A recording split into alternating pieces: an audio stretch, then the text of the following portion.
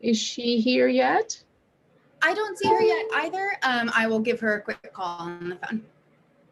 Okay. Eric is here.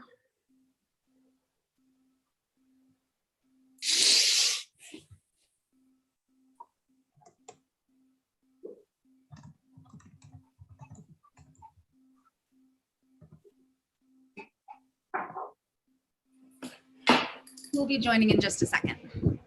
Okay, perfect. Thank you so much. All right, everyone, we're probably going to get started in the next 2 to 3 minutes. We'll just wait for a few more people to come through.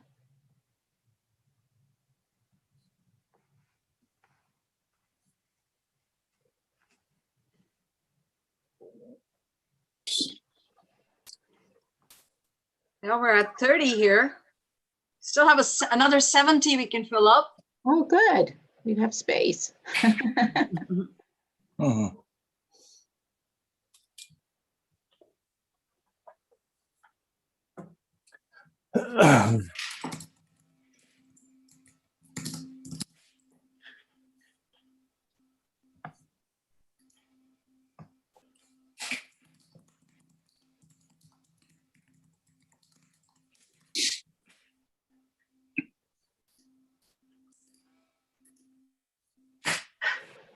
It's 2 o'clock. Okay, and my computer says 2:02. Right. So shall we wait for Paris time or shall we go New York time, which would be yesterday? I say let's get started to stay on track. We have a very hectic and a busy schedule. So if you're fine with it, Terry, let's get the ball rolling. Okay. All right. So yes, let's get started. Good afternoon and good morning to those of you joining us from Eastern and Pacific time. I think we have a few people from Pacific time, so thanks for coming over. And I want to welcome you to our first virtual and our 15th annual International Student Conference. And this year's theme is statelessness. So we're excited to have you here after postponing for 1 year because of the pandemic. Again, for those of you who don't know me, I'm Teray Lundy. I'm one of your conference organizers, and I'll be leading you through this day. So we have a jam-packed schedule today, but I want to take a moment to first thank Dr. and Professor Ruchi Anand for organizing and leading us through these conferences for 15 years, since 2006. So thank you, Dr. Anand. Thank you so much. And also thank Tiffany Sparks, our academic coordinator and tech wizard. Without her, we would not be here. So I just want to pass it over to Corentin, who's going to say a few words about our guest speakers and what's happening for the day. Corentin? Over to our director, Corentin Shahid. Thank you. Thank you for joining, everyone. Dr. Serge Nicholas, who is the president of the board of directors of the American Graduate School in Paris, was not able to join today, so I'll be speaking in his name. And I would like to acknowledge a few people who have been key in organizing this conference. I would actually like to also thank, like Teray just did, Ruchi Anand, who has been organizing this conference since 2006. She started this project, and since then, every single year, it's been a highlight of the academic life of the school. We have covered issues such as migration issues, environmental issues. This year's theme, statelessness in international relations, was going to be the theme last year. We have decided to keep it for this year, but integrate the new challenges that the pandemic has brought to it, like it has affected all other aspects of international relations. I would also like to thank Teray Lundy, our PhD candidate, who has been the academic coordinator for this conference this year, and it probably hasn't been an easy task. Thank you very much, Teray. And of course, Tiffany, thank you for making it possible for us to be together today. So the speakers that we have with us today are Dr. Marsha Grant, who in fact was the former dean of the American Graduate School in Paris. And then that has in fact largely contributed to taking us where we are today. And it is in some way thanks to her that we are here today as well. Thank you very much, Marsha. Our keynote speaker, Dr. Maya Roquemore Cummings, thank you very much. I believe that you've all received the bios of each of our speakers, so I will not go on, but I would still like to acknowledge everyone. Thank you to our panel moderators, Ambassador Michael Einek and Ambassador Dominique Dreyer. And thank you, of course, to all of our speakers who are joining from across the globe today. So thank you and have a nice conference. Thank you, Quarantine. And finally, I want to mention that we have Patrick Clazier here. He's the editor of the Journal of IRPD and will be available via chat if you have questions about getting published in the journal. So as far as logistics for today, I just want to remind you that we are live streaming on YouTube. So if you're uncomfortable with your image being shared, you can go ahead and turn off your cameras now. And at this point, Tiffany will begin recording. In the interest of time, we want to make sure you place your questions in the chat directly to me or Professor Anand, and we'll send them over to the moderators to have them answer questions at the end of their panels. And again, we mentioned that the bio speakers are already sent out, but if you have additional questions, you can put a question in the chat and we'll make sure that the people that you are trying to get in touch with will give you their information, okay? And overall, our agenda today is 2 panels with a 15-minute break, followed by our keynote speaker and some final words by Professor Rucci. So without further ado, I'd like to pass it over to Dr. Marcia Grant.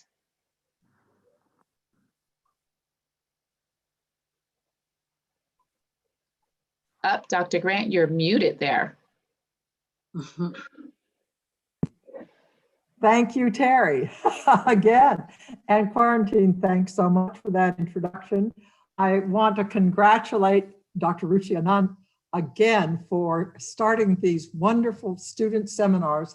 They have been so unique, and I'm amazed at the topics you pick. You pick topics that are ahead of their time. I mean, the first topic that the student seminar was on climate change. And I think that was back in 2006, and it was an extraordinary conference.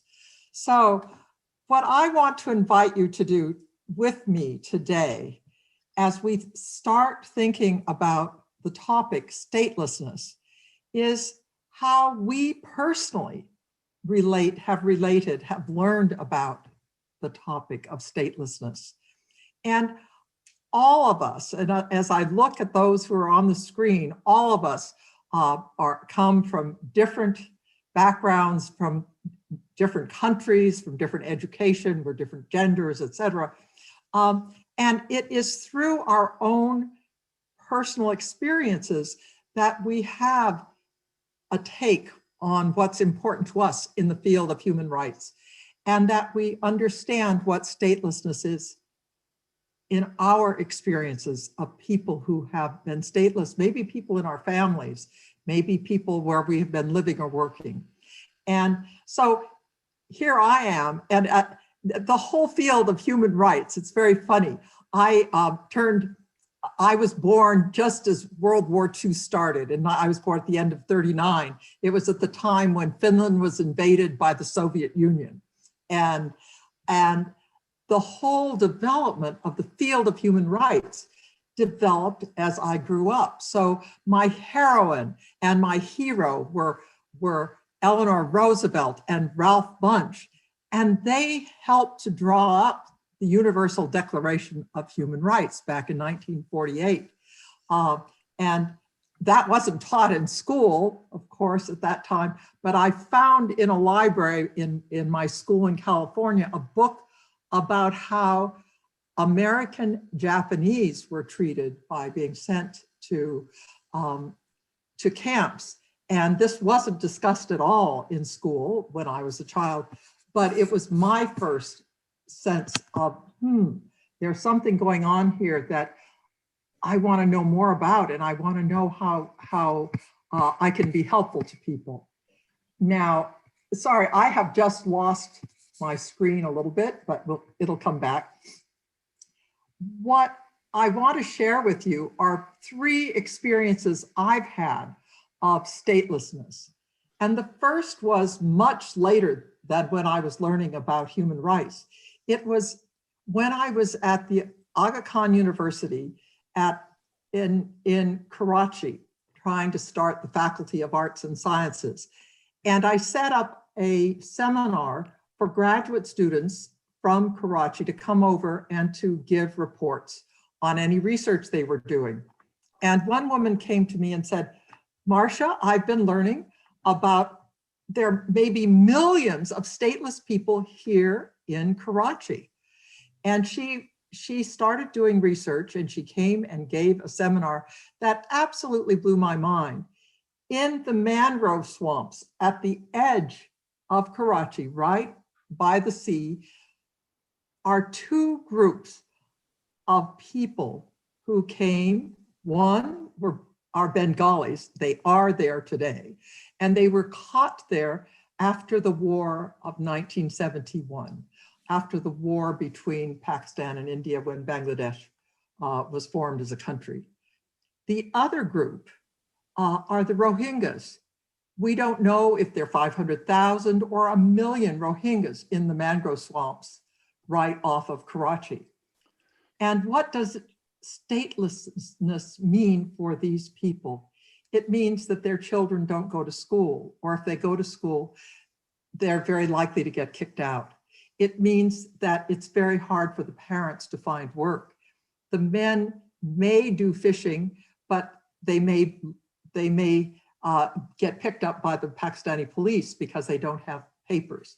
The women are used as very cheap labor in the textile mills when that cheap labor is needed. So this was my first and shocking experience and introduction to statelessness, of which I was totally unaware when I was working at Aga Khan University. The second experience I had was when I was at Ashesi University in Accra, in Ghana. And I had the chairman of our computer science department was absolutely brilliant. And he started a project whereby he took tablets and helped rural nurses in our region in Ghana to put down all the health records of villages on these tablets. So if they went to give inoculations, this would all go into the tablets. And they could also receive videos in training on their tablets. It was a totally new way of using computer science practically in health systems in Ghana. And he was invited to give a paper at a foundation in the United States. We were all very excited. I got the head of Ashesi University's foundation to meet him at the plane. It was wonderful. And then he couldn't get a visa. And I thought, So I went to the congressman for Washington, the state of Washington, Seattle, and said, help this guy. We want him to give a talk. Well, it turns out he was stateless. He was someone who was brought up in Addis Ababa. He went off to Pune in India to get his education. And while he was in Pune, the war between Eritrea and Ethiopia occurred, and Addis Ababa was no longer home. And he got a job with us in Ghana, did brilliantly, but he didn't have the papers to travel. He had Ghanaian papers, but that wasn't enough for the US government. Well, that story has a happy ending. And he is now studying for his doctorate in the United States. It made me so aware of someone whom I admired and who was a good friend, who didn't have the right to travel. It was stunning. Now, my last story is a story of my driver when I was at Effet University in Saudi Arabia. And in Saudi Arabia, nationality depends on blood. So if you're from the United States, if you're from Chad, as he was, you can be in Saudi Arabia for as long as your visa lasts, but there's no way that you'll get nationality. When I was in Saudi Arabia 2 years ago, I found out that he had taken a new job and he had lost it. And he had children who were tops in their schools, and they've all been expelled. And I don't know and cannot find out whether they were admitted to CHAD or whether they would have any chance of getting further education. So I share these are experiences of me, an older white woman, political scientist, American. You all have had very different experiences as you've come towards the field of statelessness. But it is a field that really can touch us. And I think I am going to feel challenged by all of you today as I learn a lot more about this field and what we can do, perhaps through NGOs, perhaps in putting political pressure on our governments. Thank you so much. And here's to a great conference. Thank you, Dr. Grant. Thank you for sharing your experiences and your perspective. I'd like to take this moment to pass it over to Ambassador Einig and panel 1. Oh, okay. I am not muted, I hope. Good afternoon, everyone. It's a pleasure again to participate in such an interesting event. And every year it seems to get better and better. We have a very interesting panel today focusing on some very relevant aspects of the issue of statelessness. Since we're conveying and discussing some personal experiences, I wanted to give you one that has always struck in my mind. As many of you know, I've lived many years in the Soviet Union, or in Russia as it's now called. And in the old days, when I was at the US Embassy, we had one individual who actually was born in the United States, but his family took him to Russia in the 30s when he was a toddler.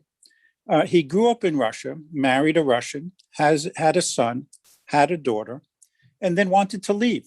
And they refused to allow him to leave because they did not consider him an American. And we even gave him an American passport, which the Soviets did not recognize. But then eventually he did receive okay to leave. He took his wife, his son's wife, and their child, and proceeded to the airport, got on the plane. And before they got on the plane, as was the case there, they had to turn in all of their Russian documents. They were no longer Soviets. In a sense, they were stateless at that moment.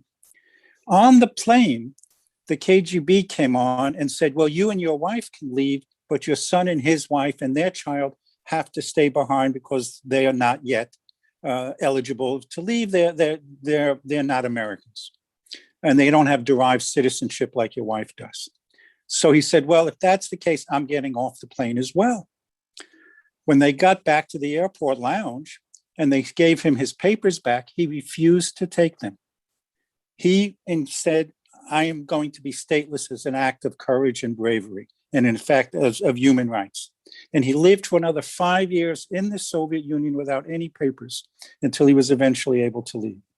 So these people are not just names on a list. They're not just people who have names we can't pronounce. Some of these people are very real people and very courageous people. In our panel today, we'll start off with a very interesting and relevant presentation on the issue of statelessness and COVID-19, which is actually a very relevant issue. When I read the abstract on this, it struck me that in dealing with COVID, the goal is to have herd immunity. Now, the very issue of statelessness challenges someone's definition of what is the herd. It's not a political definition in this case, since it's a medical definition, but it clearly challenges the concept of who, the we and the them. And presenting this lecture today, we have one of our star students, Toby Achuduma. Toby received her PhD last year, if I remember correctly. I was on her dissertation panel and jury. She is a hard charger. She is a rising star. She is already writing in journals. She's a voice that we will be hearing from a lot in the future. So let me turn it over to Toby for the presentation. Thank you. Good afternoon, everyone. I hope you can hear me clearly. Could you turn up your volume on the computers all the way cranked up, Toby? Okay, can you hear me now? Yeah, better, much better. It's better. Okay. Okay, good afternoon, everyone. My name is Toby. Thank you so much, Ambassador Ainik, for that introduction. I'm going to share my screen now so that we can follow the presentation.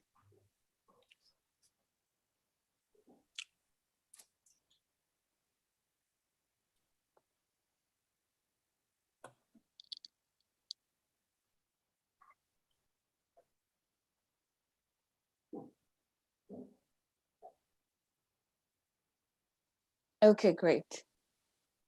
So today I'll be speaking on COVID-19 and its effect on stateless persons.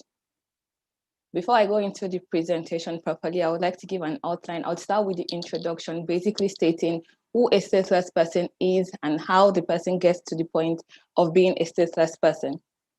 The problem of statelessness in the international community, COVID-19 and stateless persons, resolving the problem of statelessness and resolving it alongside COVID-19. And then I will give recommendations by international organizations and my conclusions as well. So I would like to think that everybody in the international community is legal. We are all legal people. We have nationalities and we are citizens of specific states and countries. It's not so for everyone. We have different groups of people that are not legal citizens, and one of such groups are stateless persons. So in this presentation, I would look at who a stateless person is, how you get to the point of being a stateless person. There are several factors that leads up to this, and I'll be sharing a few of these. Why statelessness is a problem. Stateless persons and how they are exposed, their vulnerabilities to the pandemic and the effect of the pandemic on them. I'm going to try and move this because it's blocking my slide for me. Okay, so who is a stateless person? According to the United Nations Refugee Agency, a stateless person is a person who is not considered as a national by any state under the operation of its law. Now, this definition has been accepted by several countries in the world. Most countries in the international community has accepted this definition and they live by it. Problem is because different states confer nationality on citizens differently, they relate to this definition of a stateless person differently. So while this is binding on all countries, on all states, it is not related to in the same way by everybody. So several factors leads up to a person getting to this status in the international community, one of which is when a person is born into a territory that does not recognize people being born into the territory as citizens. So while there are some countries that would confer nationality on a child when it's born on their territory, there are some countries that do not do this. So people that are born by refugees in a country or in a state that does not recognize this become stateless people. Aside from this, there are other factors, one of which is refugee status, as I have said. Not all refugees are stateless people, but some refugees are recognized as stateless people. Another factor that contributes to a person being seen as a stateless person is in the case of state succession. So when a state, a small group of people decides to leave an entire state and form their own state, this state has the right to define how it wants its citizens to become citizens. If a particular person or a group of people do not fall into the category of people that should be recognized as nationals or citizens of this country, then these people become stateless. And the final factor that I would want to look at as a cause of statelessness in the community is when a person or a group of people have their nationalities revoked by a state due to legislation, laws, or discrimination based on ethnicity, race, or different reasons that could be given by the government, which has the right to do so. So how are stateless persons vulnerable in COVID era? One of the major characteristics of a stateless person is that they do not have legal status. So they are not recognized by any country or any state. They are not seen as citizens or nationals of anyone. They are not accepted. They do not have proper documentation. And they are therefore just seen as people living in the state illegally. Because of this, they are excluded from several fundamental human rights. They are excluded from healthcare. They are excluded from education system, they're excluded from the right to speak, they are not recognized, they do not have documentation, and so they're excluded from so many other things that could help and would benefit citizens of states and nations. They are also excluded from the relief packages that international organizations have made possible for victims or people that are suffering from COVID-19 or people that are not able to take care of themselves in this pandemic, because the pandemic has wrecked a lot of families in developing countries and even developed countries. For these reasons, because they do not have proper documentations and they are not recognized, they are excluded from these relief packages, which some states and countries use as an excuse to not help everybody in their states. So stateless people become more vulnerable to this because the one basic tool that they need to access healthcare, the one basic tool that they need to access proper sensitization, to be exposed to what is going on in the international community, they do not have this. So they remain stateless because aside from the fact that they do not have the legal documentations that they need to get help that they want, they are also afraid of being deported or sent back to places where they are worse off than they are currently in wherever state or country that they are residing in. So because they do not have this, they're excluded from the protection of the state, they're excluded from the care that citizens are entitled to, or the help that the citizens are rendered from international organizations or even civil organizations. So how does this affect stateless people when it comes to the pandemic and when it comes to COVID-19? Because most of the healthcare, most of the help that people are rendered in this period is based on documentation. They are not able to get this. They are not exposed. They are not allowed to get tested because you cannot present your documents before you get tested. So because they have no documents to present for this, they are excluded from this. So a stateless person could have a severe case of COVID and cannot rectify or cannot even find out if that is what is exactly going on with them, because they are afraid to walk into hospitals, afraid to walk into health centers for fear of being sent back or deported or whatever is the penalty that they are going to get for being illegal citizens in a state. So because of this, they continue to remain stateless, and then they are not exposed to the care that they are supposed to get. So prior to the pandemic, the vulnerabilities of stateless people has been exposed by international organizations.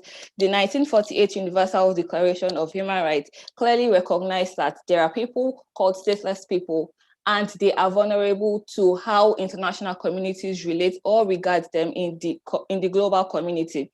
There is also the Convention relating to status of stateless persons, 1954 and 1961, which also talks about the reduction of stateless persons in the international community. So these people have been recognized, and their vulnerabilities has also been recognized by the international organizations. But COVID-19 only exposed the depth of the vulnerability that these people are exposed to, and then makes us to question if there are actually measures being put in place to resolve this problem. So according to these conventions, everyone has the right to a nationality. So this makes it the obligation of states that these people are in. So this makes it the obligation of states that these people are residing in to treat them as nationals, especially in pandemics such as COVID-19.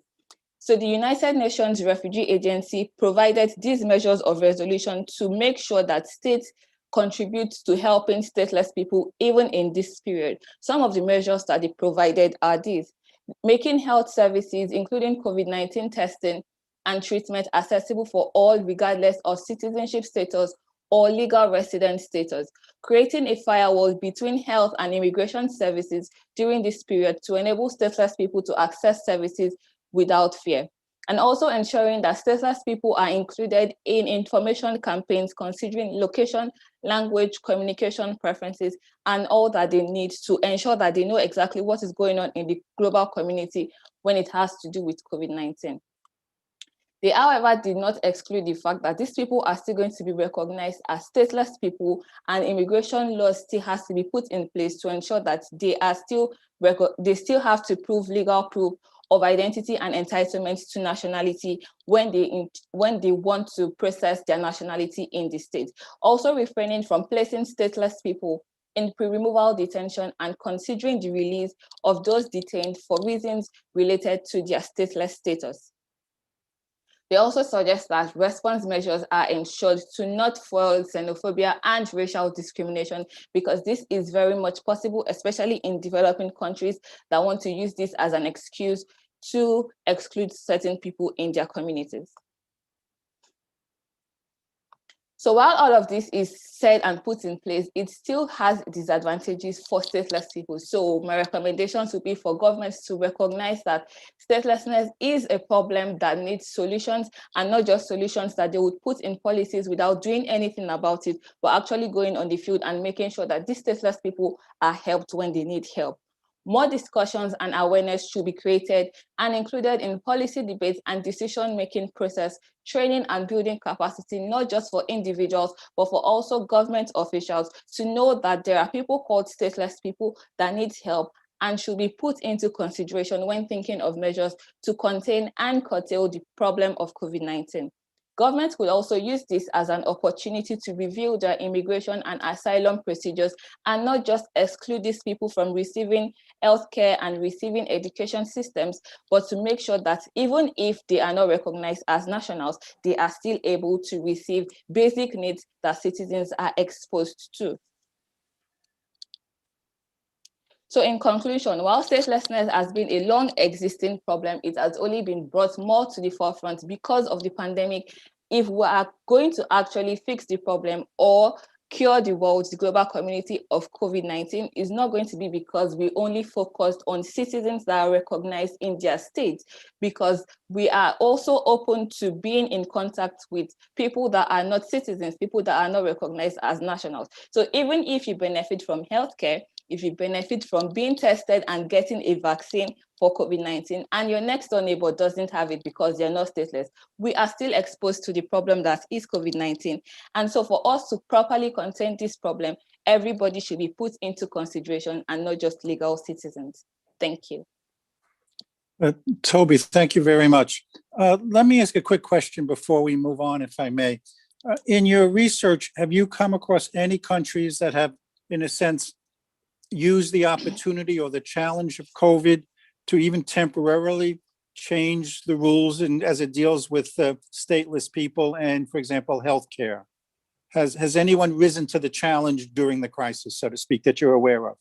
I haven't come in contact with particular countries that have done this. They've only used the problem to make sure that their barriers are tightened more, and to ensure that if you are not recognized as a citizen or a national, then you are not supposed to get the care that you need in theirs. So it's basically like them saying, if you are not a citizen of this country, then you cannot get the care that we're giving to our citizens, even if you're dying of COVID. Oh, okay. Thank you very much, Toby. Appreciate it. Yeah. Our second presenter, and it's an honor to have him with us today, is Fabio Massimo Bagtaglia, who is currently a PhD candidate at the Lisbon Global School of Law, focusing on international law and climate change. He's also a visiting scholar at the Max Planck Institute for Comparative Public Law and has a master's in law with merit in international environmental law at the University of Kent. Fabio will be talking today about climate change and statelessness and international law. And this is an extremely interesting subject because it deals with the ultimate nature of statelessness, when your country, in fact, might just disappear, when the actual space that your country occupies no longer exists. Does the relative space or the relational space then continue to exist? And we'll deal with some of those issues as we move to the third presentation. But I'd like to turn the floor over to Fabio for a discussion on the climate change implications of statelessness. Fabio?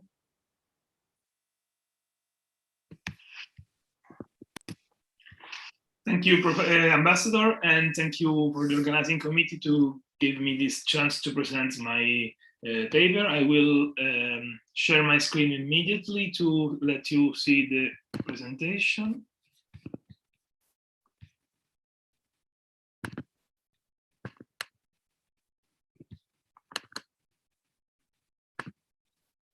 Okay, do you see it? Perfect. Yes, we do. We see it. So the title of my paper is Climate Change Statelessness, International Law in the Pacific Ocean. And it is now evident that sea level rise and climate change in general will highly impact communities and people around the world. Sorry, yeah. And the effect and consequences of climate change may challenge also the international law regime in several ways. So the aim of this paper is to address some of the challenge and to investigate some potential solution. Okay, so I've decided to focus my research on the small low-lying island state in the Pacific Ocean because I think that they can represent a crucial benchmark for the future of international laws, since they gave us the chance to reflect on some practical challenge that we are currently facing. And also, I have done during my career some experiences with NGOs on that region that gave me an insight of the situation of these communities. My topic is regards the greatest challenge is posed by climate change to statehood, and it's it's concerning the permanent loss of territory, and also is regards about the population of these islands. Coastal communities may see their territory disappear or become uninhabitable very soon, and it seems that current international law does not have a suitable solution to address this challenge. It is widely believed that temporary exile of loss of territory do not affect statehood, but on the other hand, whether this situation were permanent, it is reasonable to think that statehood is ipso facto questioned. In this perspective, it is extremely important to evaluate in advance how this issue can affect the international law system to prevent the harmful consequences of statelessness situation. So the first question of the paper is basically, is international law ready to face the challenge of climate change in that induced statelessness? And to answer this question, there was like subsidiary question: how can climate change impact the notion of statehood and sovereignty, and what legal implication will it have for the states and people affected?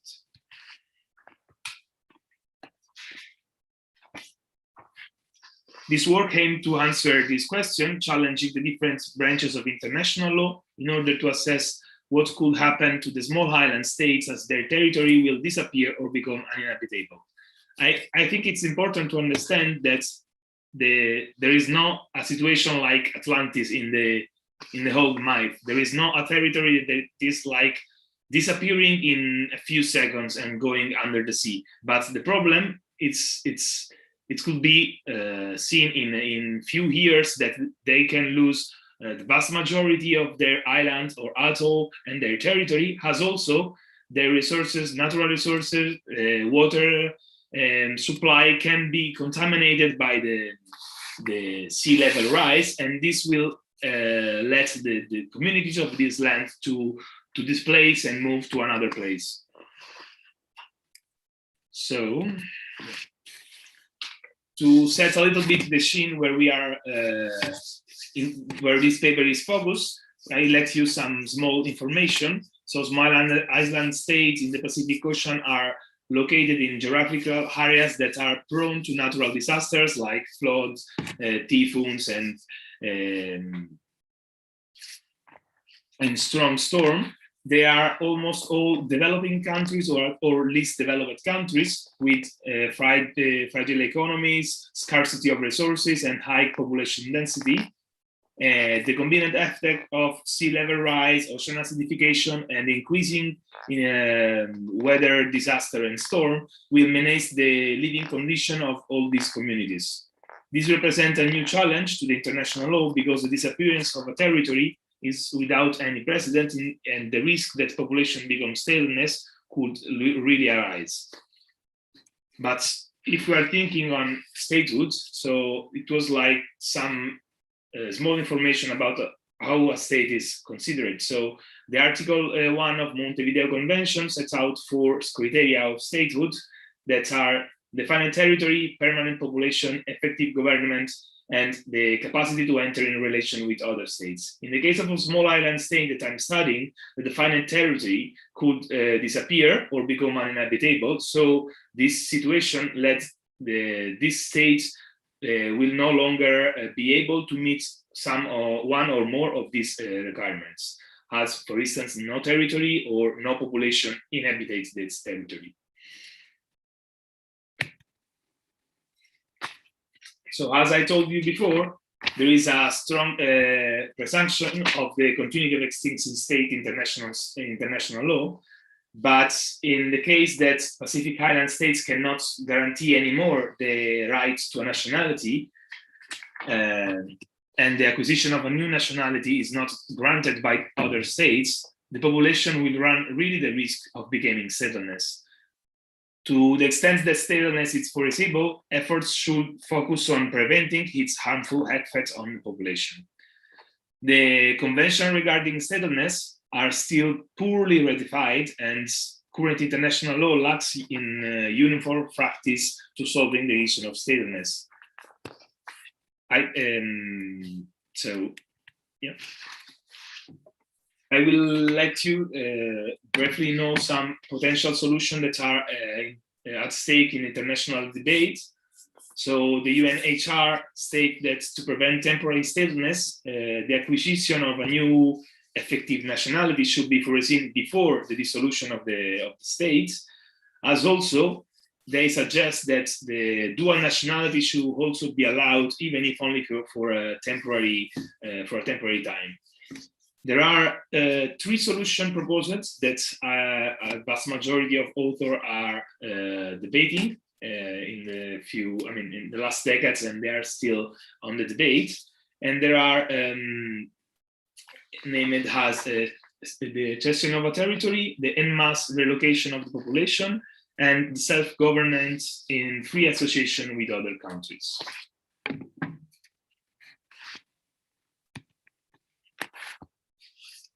So since artificial islands are not considered as a state territory, according to the international law that is more oriented on naturally based lands to comply with this requirement, and it's really difficult to think, since the International Law Commission says in their work, it's really difficult to change these agreements, as also to change the law of the sea on this concern. So the only potential solution to answer the disappearing of a territory could be the cession of a territory, of a part of a territory, from another country, to ensure the continuity of the state that has no longer a territory to stay. This cession could be concluded by bilateral agreements or international treaties between the countries. This solution is not only regarding the purchase of another territory, but also involve legal matters and a vast range of human rights that should be granted to the population. For instance, as Dr. Marsha told us before, it's important also to give them the chance to leave the country for travel, for instance, and then to ensure that they come back in the country again. It's not, if it's not granted similar rights as also health rights or work rights, is no longer a possible solution. But we will see later some of these difficulties. The relocation process also involved the integration of the community, as also the aim to preserve their identity and their culture. Another interesting solution, it could be like the self-governance in association with other states. It could represent a good solution, especially for the small countries, as we are looking in the case of small island states in the Pacific Ocean. Small states can jointly act and overcome in this way together some of the difficulties they have. Some of these experiences are proposed, for instance, with the case of New Zealand and Australia, that can help some of the small island states that surrounding them. with this kind of agreements should be done with bilateral agreements that they can, with bilateral agreements, these states can continue to be separate entities, and then in this way to preserve their identity, cultures, and tradition. Obviously, it means that the states as a legal authority, the independent states as a legal authority will cease to exist, but the notion of nation in a broad term could be preserved. This will, as I told you, with Australia and New Zealand, this could be easier when between the countries in such agreements. It will be easier if they have like strong connection already existing between them. On the other hand, it could be less appealing, for instance, for a country that have reached the independence only recently.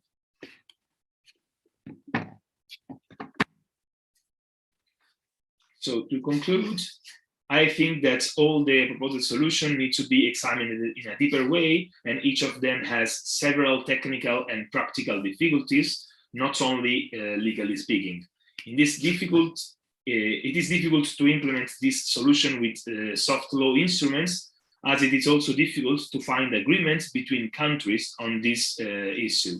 But on this hand, non-governmental organizations and other actors can also play a crucial role to push governments in this direction.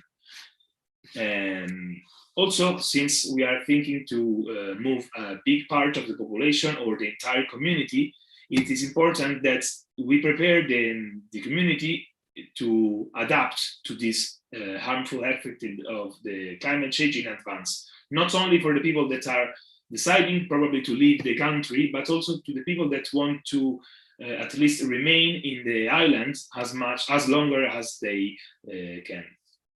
So thank you so much, and I finish my.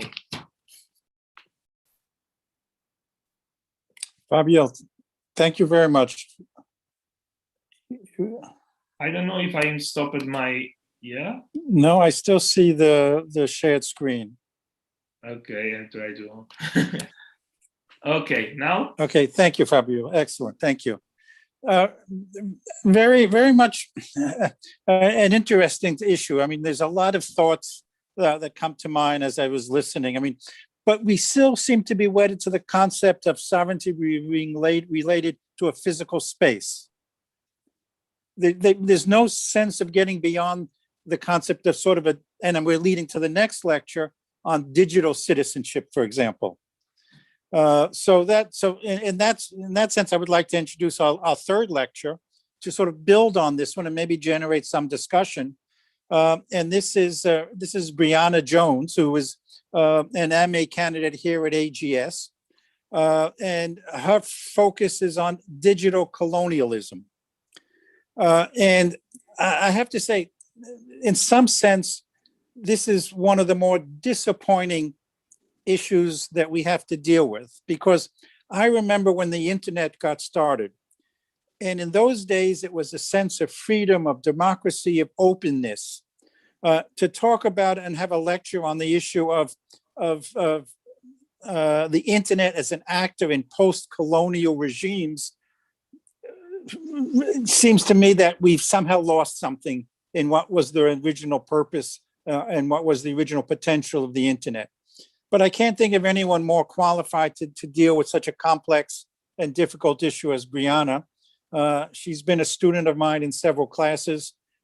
She is one of what I would say one of the best analysts and drafters and thinkers that I've seen at AGS, and I'm looking forward to this presentation. So Brianna, let me turn it over to you. Absolutely. Well, thank you so much for the wonderful introduction. This is an issue that means a lot to me, and even though we're all virtual, I actually find it quite fitting considering the subject content. So can everyone hear me, and can everyone see my screen? Yes, we can. Yes, all right, well, let's get into it. So statelessness and digital citizenship in relation to identity and nationality. So ultimately, I decided to speak today. I decided to speak today because The future of the stateless is imperative to explore from a digital perspective. So we are entering into an era of what I like to refer to as borderless geopolitics through digitization. And it's very significant to discuss what this means for those who are stateless populations and who are ultimately impacted by the digital divide. So what we see on the left is a little relation chart where we see digitization relating directly to identity, and identity relates directly to citizenship, which overall conceptualizes our rights.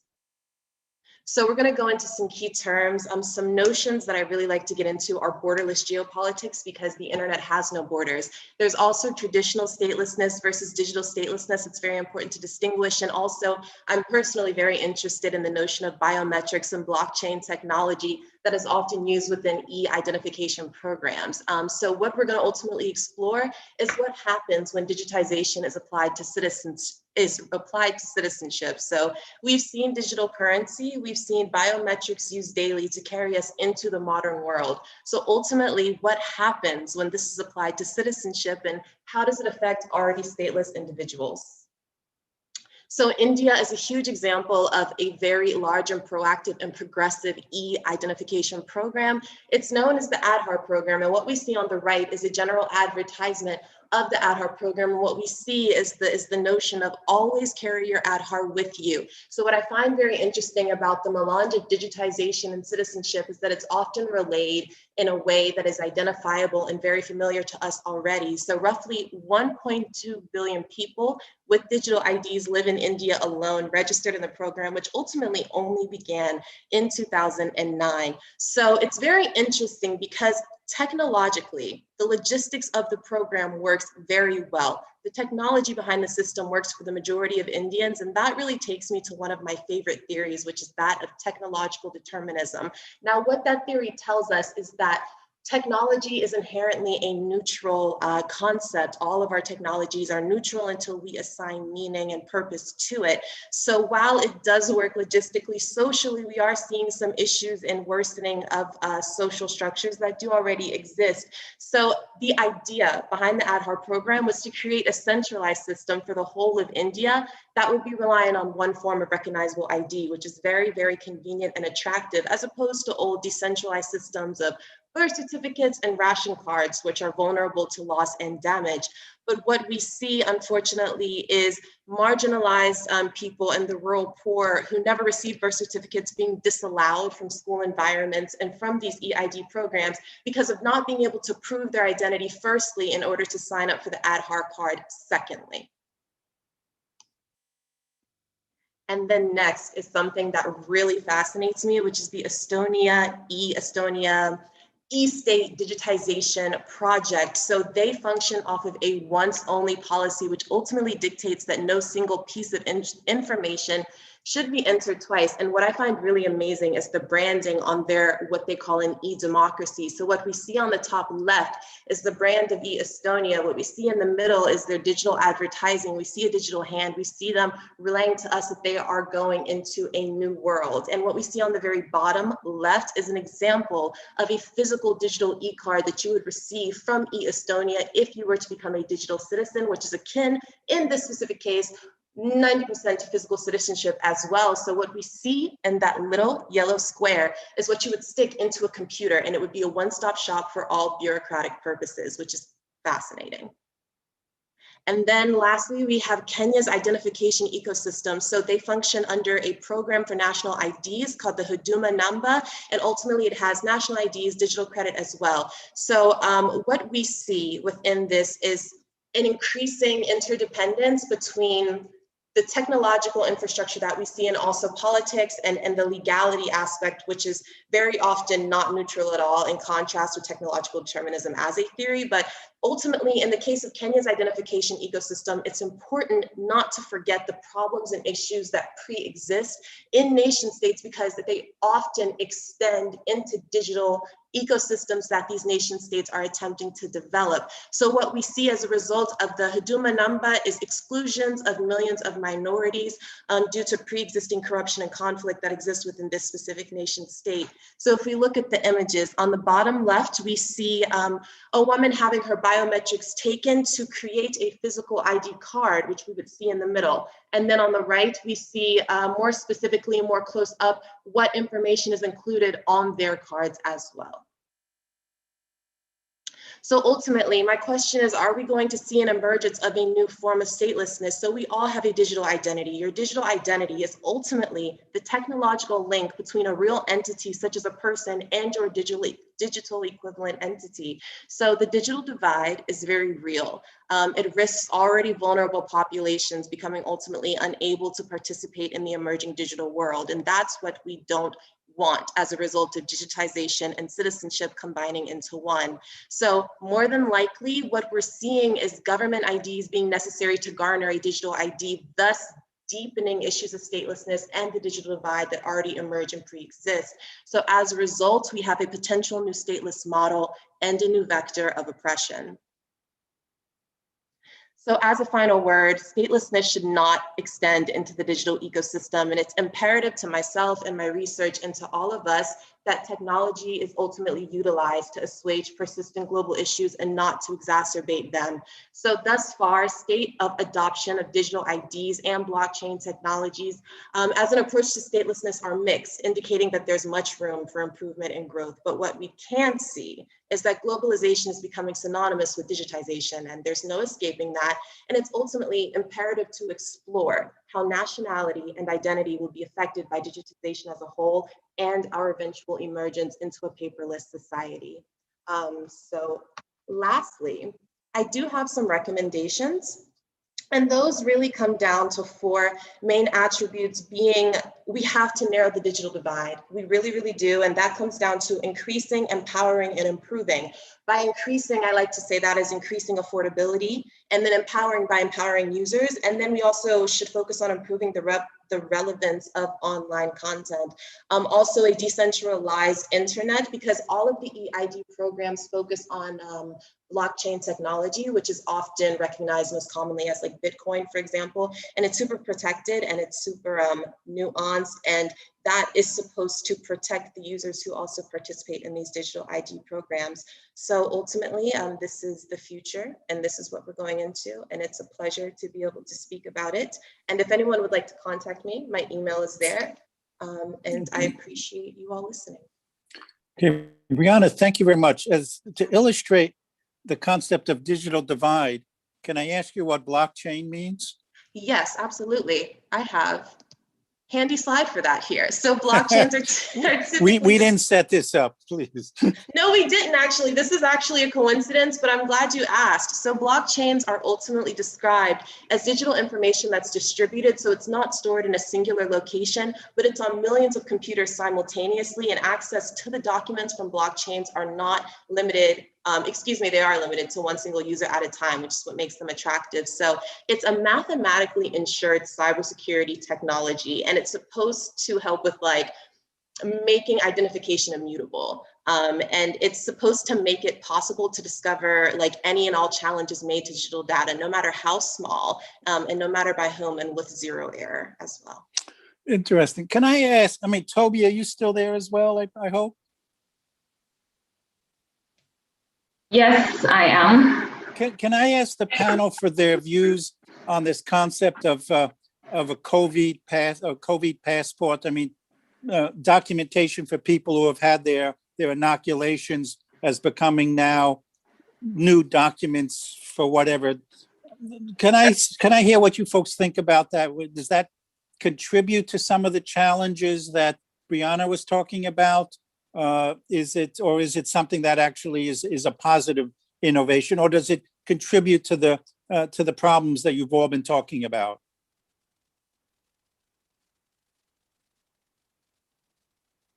Anyone? That's open to the panelists, if I imagine. So anyone can. Anyone. I guess if I had to add to that, I would just add the notion that legal identities are very rarely a neutral concept. So we're all familiar with marriage by birth. We're also all familiar with citizenship by birth and citizenship by marriage. But then now there's also the concept of just algorithmy, which is citizenship by algorithm. And that was coined in 2011. So it is a very real thing and an emerging form of citizenship that's affecting us. Fabio, we have a question from the floor. What's your sense, what's your opinion on countries that are the largest contributors to climate change and global emissions being somehow made to be held legally accountable for the possible future stateless people that are affected by the climate change that the global emitters were responsible for?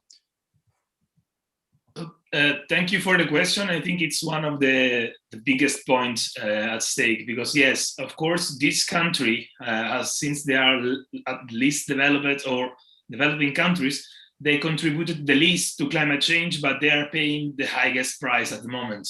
So all the solutions that are proposed, that I didn't speak about it on my presentation, but there are a few that there are still into account.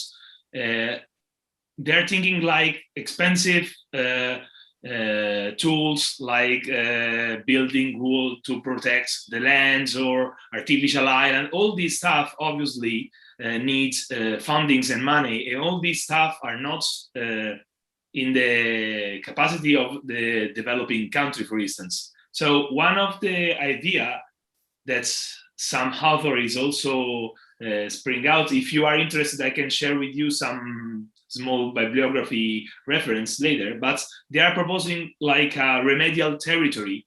So against, switch this country before a court and aiming that the country that are the polluters may pay for compensation for their pollution and give, for instance, the territory we are thinking to give to these small countries could be made by this remedial, no? So the polluters will pay for it. But it's not, I'm not very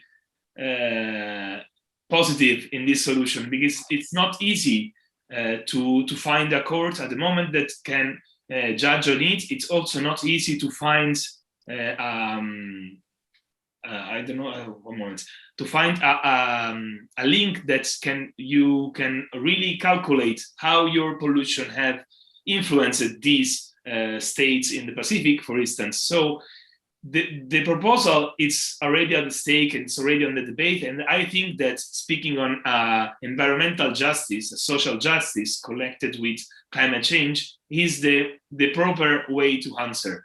But it seems to me really difficult to obtain some results in this way because obviously country has to be forced by someone, but no one will force the country to do it. You have also seen how it's difficult to reach an agreement like the Paris one and made it into force, implement it. Also, if the governments are seems to agree this policy, then when we put this policy to practice, the streets it's really full of obstacles to overcome. So I'm not really think that would be possible like this, but I hope yes. And also NGOs and the people can force the government to act like this. Is there anything in the international process, the Paris Climate Change Agreement, the UN activities that are moving towards creating some financial pooling of resources to at least contribute somehow to making right some of these problems, leaving aside the sovereignty, the location issue? Is there been some movement in this area? Yeah, I mean, there is moving in this area, and also with the financial part that is accompanying climate change policies. It's a very strong part.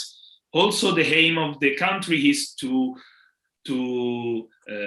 destinate a big amount of money to this part, but at the moment it's going slowly. That it was taught at the beginning. So I think it could be a path to go further on this path, and we will see. But the problem is not only money, because obviously the climate finance it's an important part. But when we speak about this community, sometimes if we don't use a community-based approach also for the adaptation measures, but we think only on one Western country thing to do in this country, we will going against the culture and the identity of these people. For instance, and I conclude, when I said you build any kind of engineering protection and wall to preserve the highland or artificial island. Probably the people of this community, they don't feel this kind of solution as part of their culture, no? So I think that's moving more, okay, climate finance, but moving more on a community-based approach also for the adaptive measure. Okay, thank you. I wanted to say something Please. on the digital identity. I think it would be helpful. I think it would really go a long way, but it would still be limited based on the fact that so many things have been tried in the global community, but still get obstructed by different states' policies and how they respond to it. So for example, having a digital identity and the blockchain thing could work for some countries, and some countries will legit fight against it. For example, I'll just use cryptocurrency as an example, and I'll use Nigeria as an example as well. While so many countries are supporting and going with the policies of using cryptocurrency because it limits so many things, Nigeria is intentionally and consistently fighting against this because they do not have control of it. So while it would make sense for us to use digital identities, while some countries would accept it and would use it to fix the problem of COVID, some other countries would fight against it. And so it just depends on the policies of the government and what the government thinks is best for them and the state. One of the questions that we received, I mean, is it time, and do you think it would be possible that we've reached a stage where the UN could issue citizenship documents for people who are stateless that then would be accepted as valid documentation for travel and other purposes? In a sense, get beyond the nation state issuing such documentation to an entity such as the United Nations. You think that's possible? Anybody, in fact, it's an open question.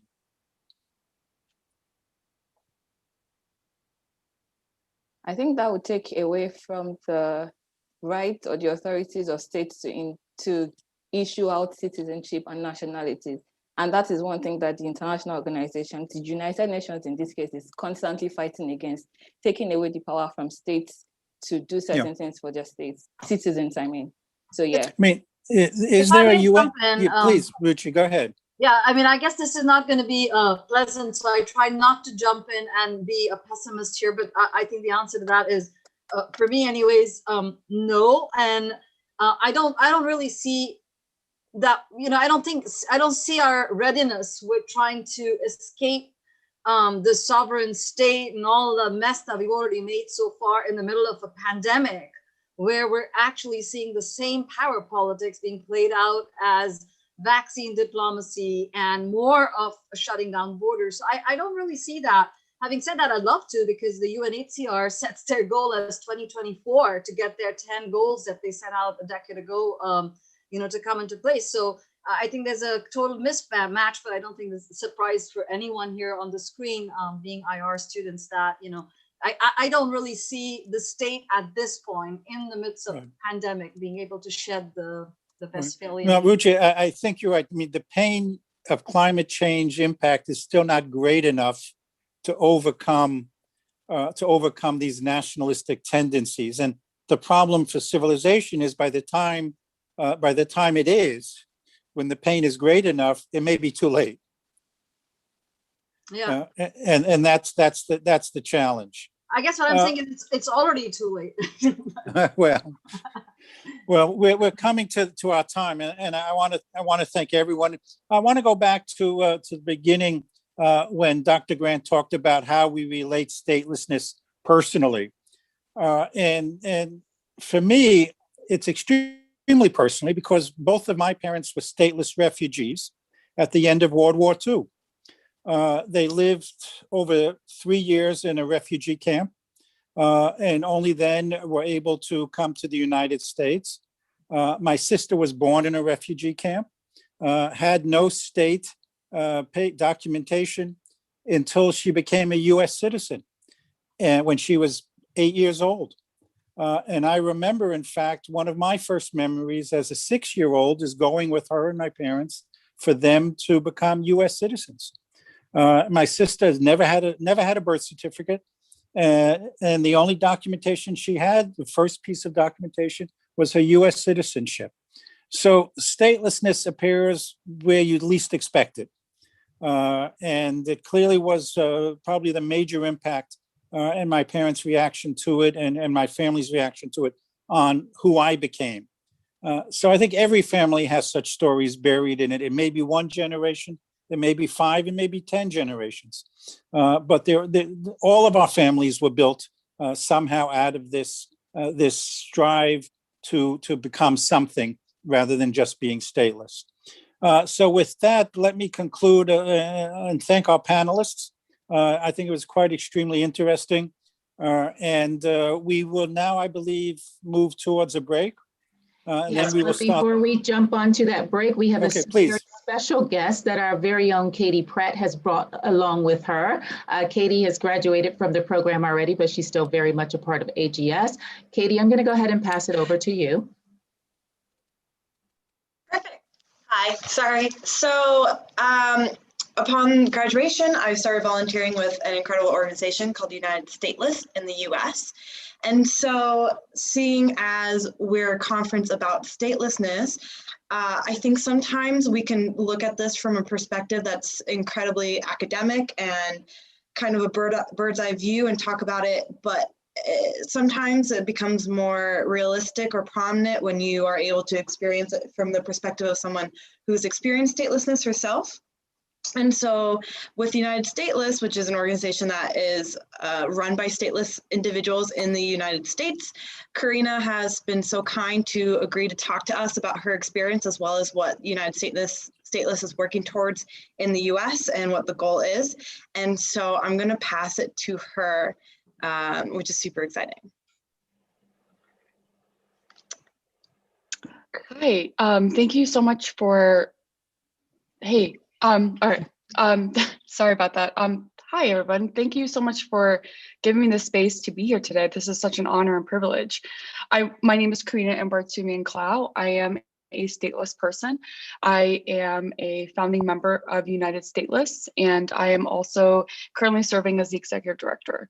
I wanted to pick up what someone mentioned right when I came on, that statelessness touches you, is part of you, a part of your family history and framework before you might not even know it. And that is certainly the case for me, but it's also a case of what statelessness looks like in the United States. I want to first touch that statelessness in the US is something that has existed part of the US framework since the beginning of its founding. And right when people started coming to the US, I think the history is here. What is missing is recognition of it. There's a lot of arguments to be made and a lot of statements to be said about statelessness existing as part of enslaved people in the US, as people that were unable to prove their birth or where they're from, and completely being stripped of any type of recognition, citizenship, and human rights. And it's also existed, for instance, under the World War II, and when the Japanese internment camps, the US government denationalized Japanese ethnic US citizens. So this is an issue that's been happening here. It's not something that happens elsewhere. But to talk about my story, I wanted to say that for a majority of my life, I didn't know I was stateless. It's not something that was presented to me. My nationality was never screened for my asylum case. I came to the US from a country that did not exist anymore. I was born in the Soviet Union in the Republic of Ukraine. With Ukrainian nationality law, I was not eligible to be considered a Ukrainian citizen at the end of the Soviet Union, when the Soviet Union dismantled. But at 4 years old, my parents decided to leave because it was unsafe for me. I was born of Armenian and Ukrainian ethnicity. Towards the end of the Soviet Union, nationalism became rampant, and it became unsafe to be mixed ethnic race or minority in countries. My parents decided to leave, and we left. At 4 years old, my parents found opportunity, and we came to the United States border at 8 years old after traveling over like 2 different countries. And my parents sought to seek asylum, and we filed asylum claim at 8 years old. I filed an asylum claim, and our asylum claim was denied 5 years later. And we were given final order of removal proceedings to self-deport. A country was never designated for deportation, which is a huge sign that the US government did not know if I was a national of any country. And my parents and I went to the Ukrainian embassy to get travel documentation at 13 years old. And that's when the clerk at the Ukrainian embassy said, well, we don't recognize you as a citizen. And that was really confusing for us because we did not know what that meant. I'm holding my Soviet birth certificate that states I was born in that territory, but they did not recognize it. That entered a period of long confusion of what to do next. And I am still on final removal proceedings to self-deport at 33 years old with no country to be deported to. And I'm unable to adjust my status in the US. I lived undocumented. I've lived just unable to explain or find solutions through lawyers because lawyers did not know what my status was, did not understand how you could just not have it, not understanding how you can't be deported was a huge issue. I also want to flag that in the United States, my race and my appearance also worked for my privilege. I'm not a target for ICE. I am not someone that ever is assumed to have immigration issues as a white woman with no accent. So that's an important detail here, because as I've come to meet other stateless people, specifically stateless people within my age and very similar story, they've had a very different experience than I did. And that's something that there's nothing I could do about it, but I think it's important to highlight that. I did not fully understand my status until later on in my life when I met my husband. My husband and I were dating at the time. We decided that we wanted to get married. We were told by a lot of people, and we assumed, and I think this is a very much a assumption in American culture or American immigration culture, get married to a US citizen, you can resolve your case. And that's what we thought. And we were very much in love. And we decided to get married. So when we did get married, we went to an immigration attorney, the same attorney that represented me when I was a child. And he was like, oh yeah, sure, we'll just start filing the paperwork. And that's not the case at all. I am unable to adjust my status to benefit from my husband's US citizenship because of my statelessness. And also because of the way I entered the US to complicate more things. My full status is that I am a stateless person on final removal proceedings to self-deport, married to a US citizen, but unable to adjust my status with no path to nationality. That is my status. And pretty much stateless people like me in the US have exhausted all their options. There are no options and they're stuck in limbo. I've been in the United States since I was 8 years old. We have members in our group that have been here for 40 years, 50 years, still on ICE supervision or on reporting requirements, and they've exhausted all their options. There's nothing there. That's why our organization exists. But before I talk more about the organization that I represent today, I want to talk a little bit more about what statelessness looks like in the US. In the US, there's an estimate of over 218,000 stateless people across all 50 states from 30 different countries and territories in the world. And that is so different than what it looks like in other areas of the world. There's no certain look. It is varied and representative of the entire world. A stateless person appears in the US when they have overstayed their visa, failed consular registrations, border crossings, were denied asylum, like my story, permanent residency or refugee loss, denaturalization, and some cases of renunciation, but that's extremely rare. There is no legal framework to protect, identify, and aid stateless people in the United States. The US doesn't necessarily create statelessness, but it doesn't address it within its borders. And I want to pause here and mention that it is, as the news is making its waves around what's happening at the border, there's a huge increase of asylum seekers, and the relationship between asylum seekers and the US government is, it's very, tumultuous. It seems like the Border Patrol has its own policy. We've been hearing cases of asylum seeking pregnant mothers giving birth in the US are being deported with their child before that child is able to receive a birth certificate.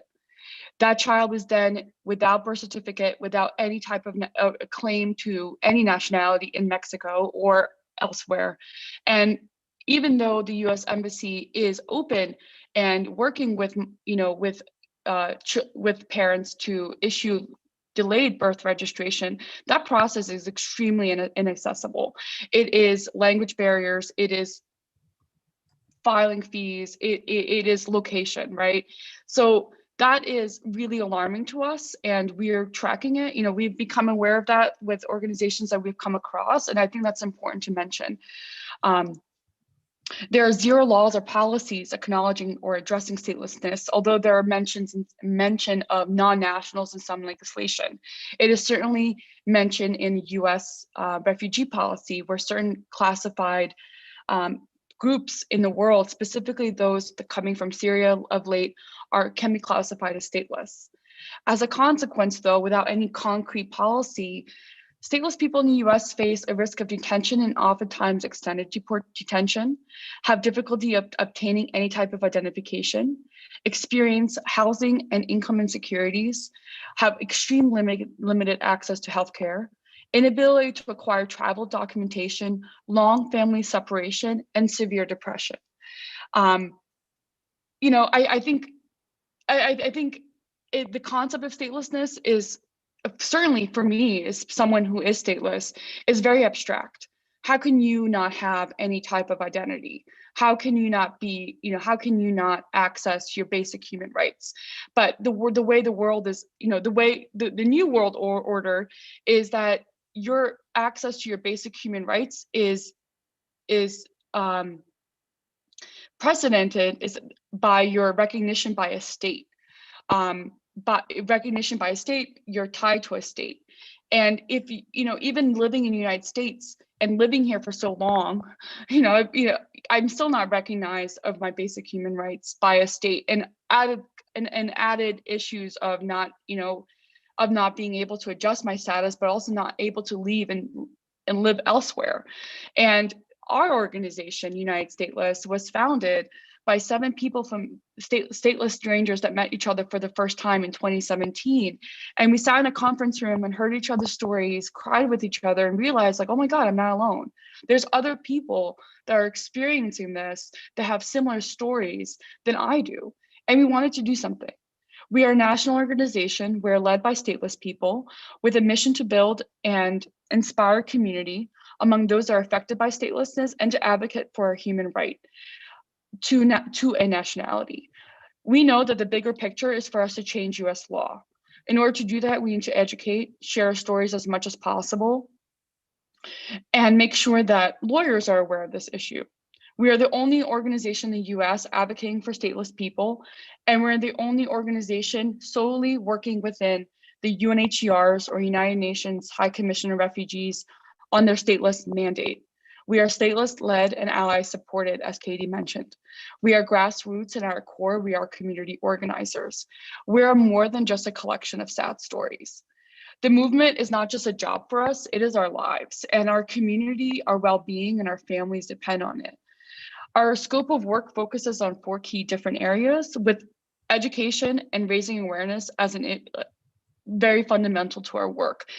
This is an issue that is underreported, unknown, and largely misunderstood in the US.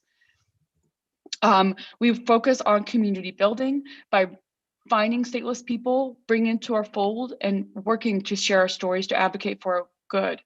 We focus on advocacy. We've drafted a Stateless Protection Act that addresses statelessness, defines statelessness, and urges the US government to protect people like us in the United States. We focus on research and student engagement to increase the data information about statelessness in the US, because it's, again, there's so very little known. And we offer stateless services that works to connect stateless people to legal counsel to find available options, and again, focus, and that also correlates with advocacy. And I want to end there and encourage you to go to our website, to contact us, to ask questions. I'm seeing a question, Karina, children born to stateless parents living in the US are able to obtain US citizenship. Stateless, I mean, if you're born in the United States, I mean, if you're born in the US, you are by law are a US citizen. The issue, to maybe segue that a little bit, I want to answer it differently. We are finding that US citizens living abroad are having a very difficult time in certain countries, primarily Spain and also in Middle East,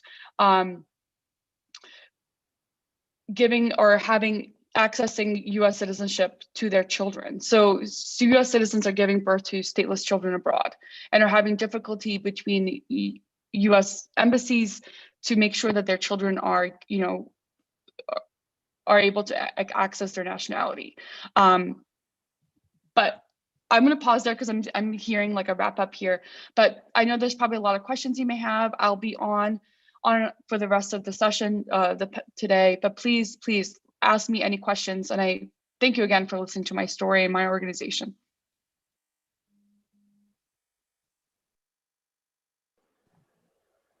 Thank you so much, Karina. Yes.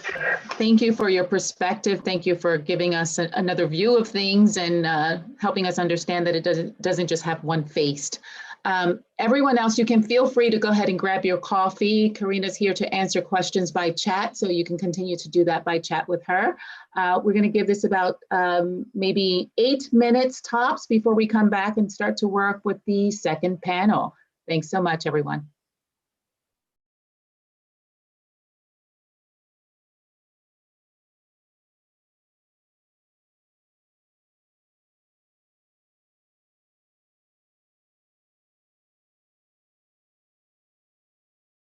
By chat, so you can continue to do that by chat with her. We're going to give this about maybe 8 minutes tops before we come back and start to work with the second panel. Thanks so much, everyone.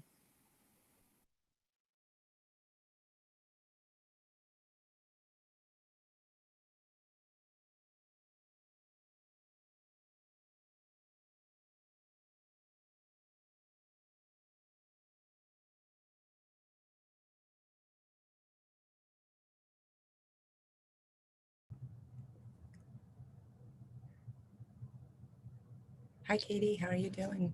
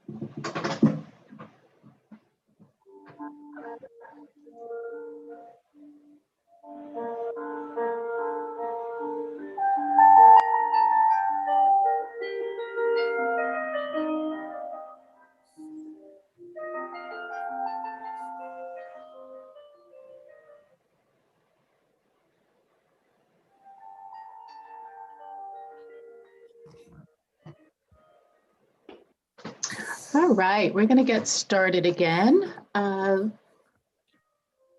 believe that Gabrielle is going to be the next speaker. Gabrielle, you can prepare your slides. And if everyone is back, I'm going to go ahead and pass this over to Ambassador Dreyer.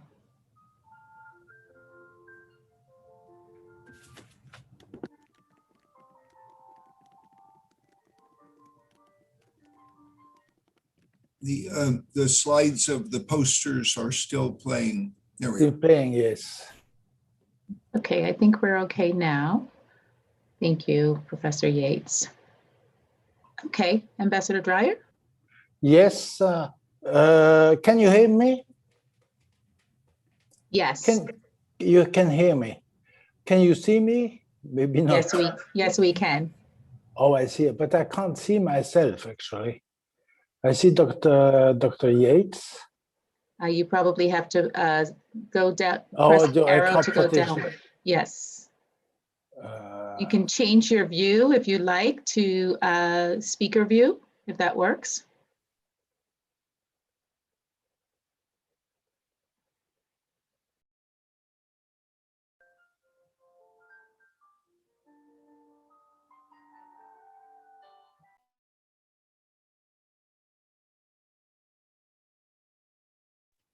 I think that he'll be back in just one moment. We had a little bit of technical difficulty. Thank you, Tiffany.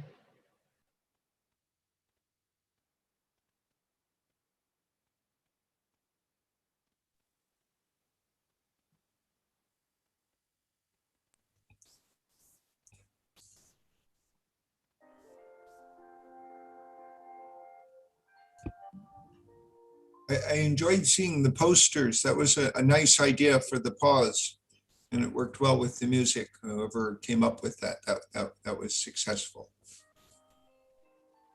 It's just amazing to look at we have an entire wall downstairs with all our posters on there just to see the history of all the conferences that the graduate students have put on. And each year, Dr. Rucci pulls in some volunteer who's willing to sacrifice most of her life right before finals to get all of this ready. Don't smile, Terry. That would be 2 years in a row here, right? Well, this was probably, that's the one upside, if there is one, that we didn't have to do the catering. Usually that's a good fun part of the plan. But 2022, we'll wait for the next guinea pig, right? To do that. Yes. Okay, I think we're back. Ambassador Dreyer, can you hear us? Yes, I can hear you very clearly, actually. Okay, I'm very sorry. perfect. I don't know what happened. I was cut off, actually, suddenly. And It's anyway. okay. It's the sign of the new normal here. Okay, we're going to go ahead and move on towards panel 2. I'll leave it to you. Fine, yeah. Well, thank you very much. Well, I was supposed to introduce the panel for about 10 minutes, but actually, I think I don't have much to say because, first of all, the problem of statelessness is, of course, very complex, and we have seen in the 3 presentations how many aspects are linked to it.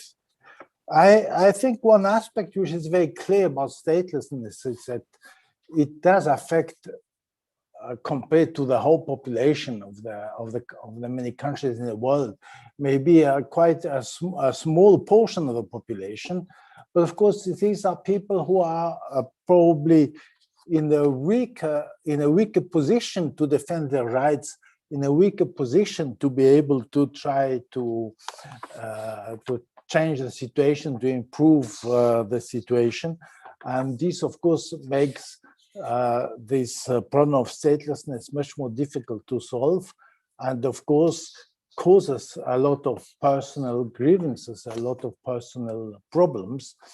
And that is why I think this conference is very interesting in this respect, because it does really show the many aspects of statelessness. I come from a country which is supposed to be a fairly happy one, but we have also a lot of immigrants. We have also people who are living in Switzerland and being stateless. Not so many, I must say, and of course, I believe there are also ways. For instance, I take a personal case of a person who has been stateless due to some unforeseen circumstances. She refused to become Swiss because she wanted still to live with the kind of ethnicity that she had lost. But we do have a system. I think there are some international conventions that do allow a state to issue stateless passports, as passports for stateless person, which allows these people to travel around. So there are some ways to alleviate the situation, but of course it depends on each country. And it still is not a solution for the whole problem of statelessness, as we know. So I'm happy now to introduce the presentation by Gabriela Childs, I don't know. Anyway. Childs. Child, okay. The psychological effects of Israel's security narrative on Palestinians in the West Bank. Ms. Childs is actually a co-founder of the American Center for Strategic and International Affairs. What impressed me most is her bio. She has retired from the US Air Force and has been actually involved in very diversified experiences, very rich experience working with, among other things, with African countries, trying to build medical training programs there. So I think she has been very closely involved with this problem of maybe not only statelessness, but also migration and conflict situations. But I think she's most, and of course she has now decided to make a presentation on the Palestinian problem. This is a very difficult problem to solve. Statelessness is, of course, not necessarily the main problem of the Palestinian and Israel situation, but I think it is interesting to hear her to tell us the problem of Palestinians who are practically they are supposed to have a country, but they don't have really a country, and on top of that, they are really prevented by physical means from really living in a normal country. So I give the word to her. Thank you, Gabriela, Ambassador. are you ready? Yeah. Okay. Yes, I am. So I'll go ahead and see if I can get my screen shared. Let's see. So can you see my screen? Yes, I can. I can at least. But we're not seeing it full screen. Which one do I hit for this full screen? Hold on. Down on the bottom right, I believe. Looks like a little projector. Present, yes. How is that? Now we can see it. Thank you, everyone. This is such a pleasure for me to be here to present this topic today. I was fortunate enough to study in Israel during my master's studies. And this is actually my dissertation, I'm sorry, my thesis, my master's thesis that I came up with. And I hope that through this, you're going to hear the words of what it means to be stateless. I feel very fortunate to follow Karina because she was trying to really convey what it feels like, the day-to-day life of being stateless. And that is a big part of what my thesis was about, was hearing the words of what it means to be stateless. The wall. When you are in Israel, you will see the wall. The wall is difficult to determine if it's meant for keeping people out or caging people in. So these are my words. And you can see that the Palestinians call the system of concrete and fencing the separation wall. So those words are important. For Palestinians, the Palestinians call it a separation wall. For the Israelis, they call it a separation and security barrier. So these diametrically opposed perspectives of this concrete divide are also very symbolic of the divide between the people.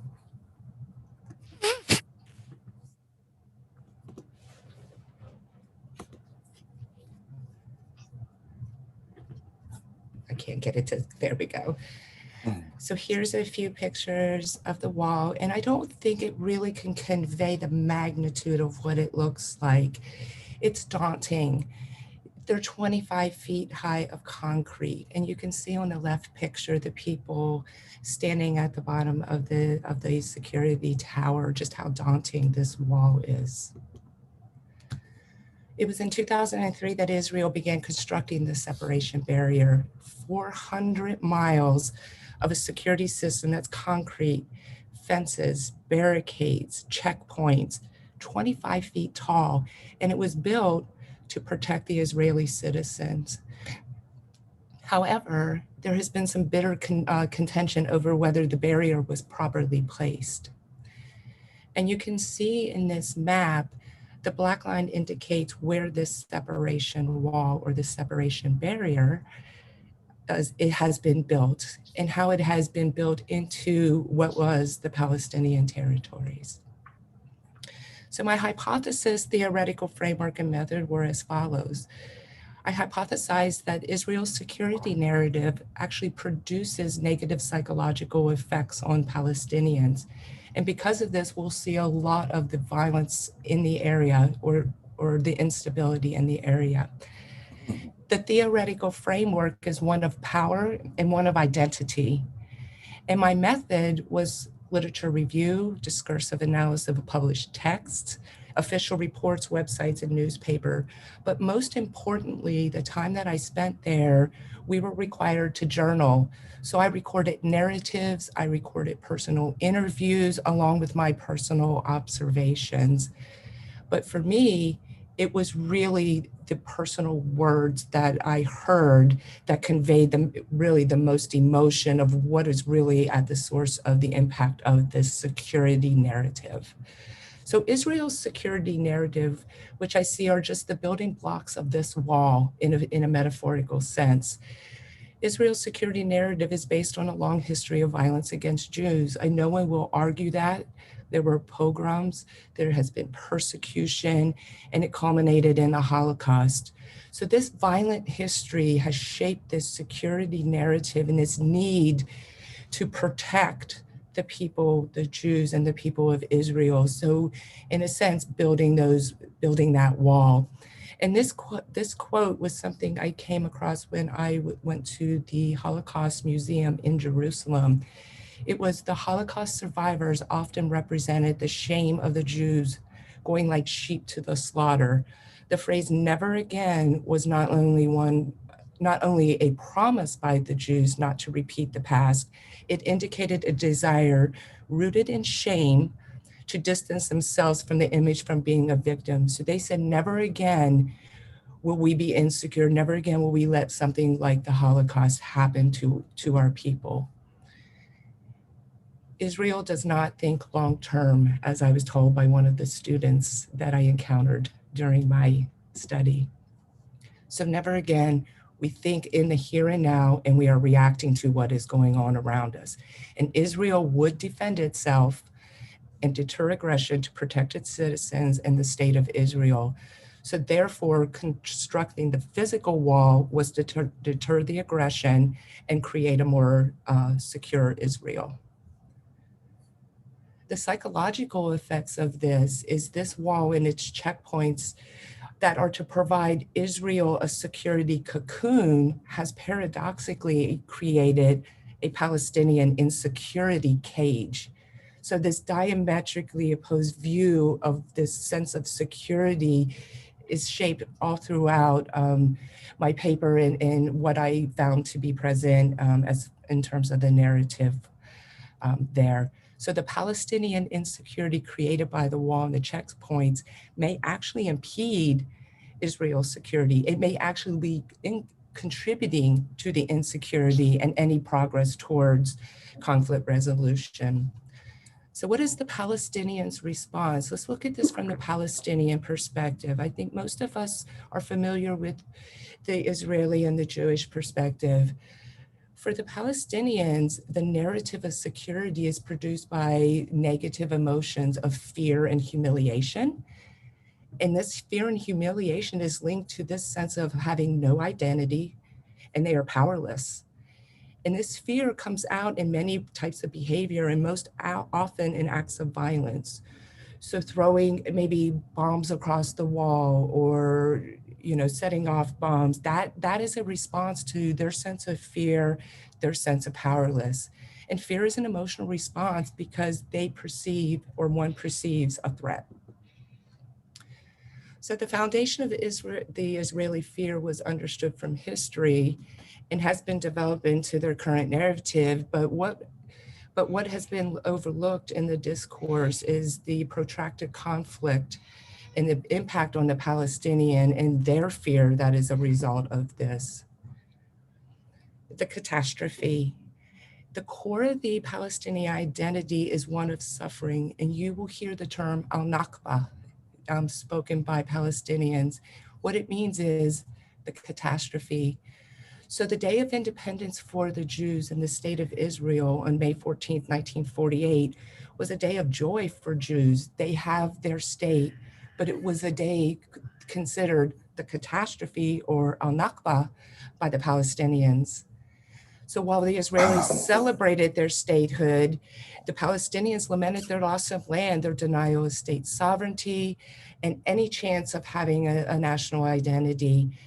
So they fell under years of being under the control of Jordan, Egypt, but they were neither Jordanian or Egyptians. So they had no identity from the moment that in 1948. So for 70 years, they still have not been able to have an independent state identity. So I want to read you an interaction that I had with one of the students there that to this day has left a profound impact on me. And he was an Arab Palestinian male, and he was an electrical engineering student at the university. He was born and raised in Jerusalem, but he was not a citizen of Israel. So I asked him the question, "Who are you?" And he said, "I am no one."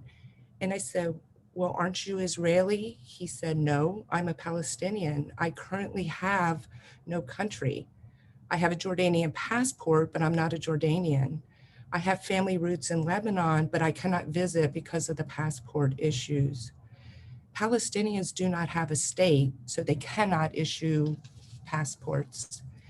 And another student that was standing there added, "I am a Palestinian with Israeli passport.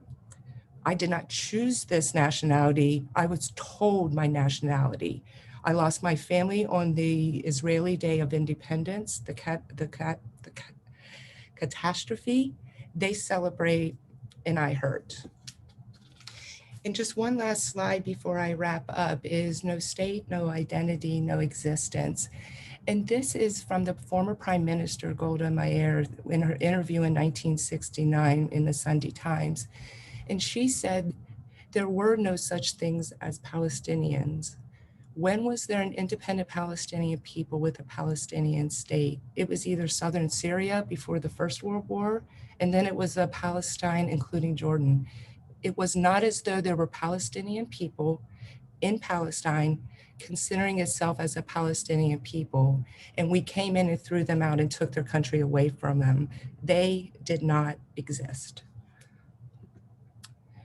So as I finished writing my thesis, the one thing that I came to realize is when the security of one people is more important than the security of other people, you in fact create conflict and insecurity in the region, that paradoxical effect. And until the two, security of all the people is of equal importance, that conflict will continue.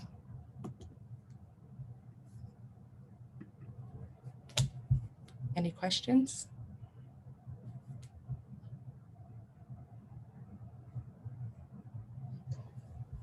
I have my micro had been kicked off. So now so you can hear it. So thank you very much for your presentation. Actually, I was working in the Foreign Ministry for about 2 to 3 years with our bilateral relations with the Middle East, because there was just one office for the whole Middle East. And of course, the major problem was actually the Palestinian problem. And I was very much involved with this, and I have, of course, followed this problem since then. And I think what you say, I mean, I would share your views about it as well. I think there is one problem, maybe, I would say 2 problems, which or I would like to ask you what you think about it. One problem is that there is a big fear, I think, among Israelis about the problem of Israeli Palestinians who don't really feel Israeli, who feel Palestinians, and who make up about 20% of the population.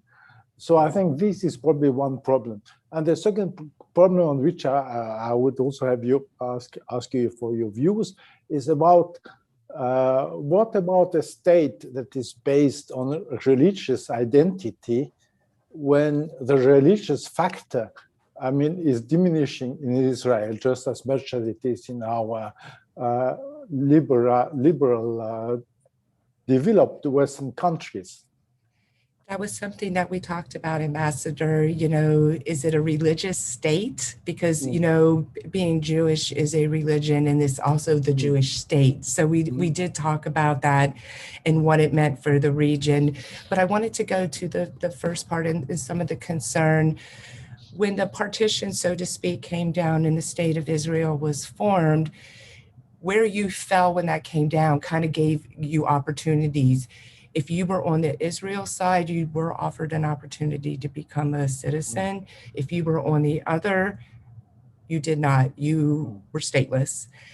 And one of the discussions that came up, you know, through my travels over there was concerned about what it means to have 2 states. You know what it means that maybe in terms of numbers, the growth of the population in 2 states next to each other, if they could they coexist? But also if they formed one state of Israel where they had the Palestinian territories combined and had just one state, the concern by some of the Jewish population was the fear of being outnumbered, that eventually the numbers of Palestinians may be more than those that are Jewish, and that concern of not being the most populous. And I think the fear that they may lose some of that power.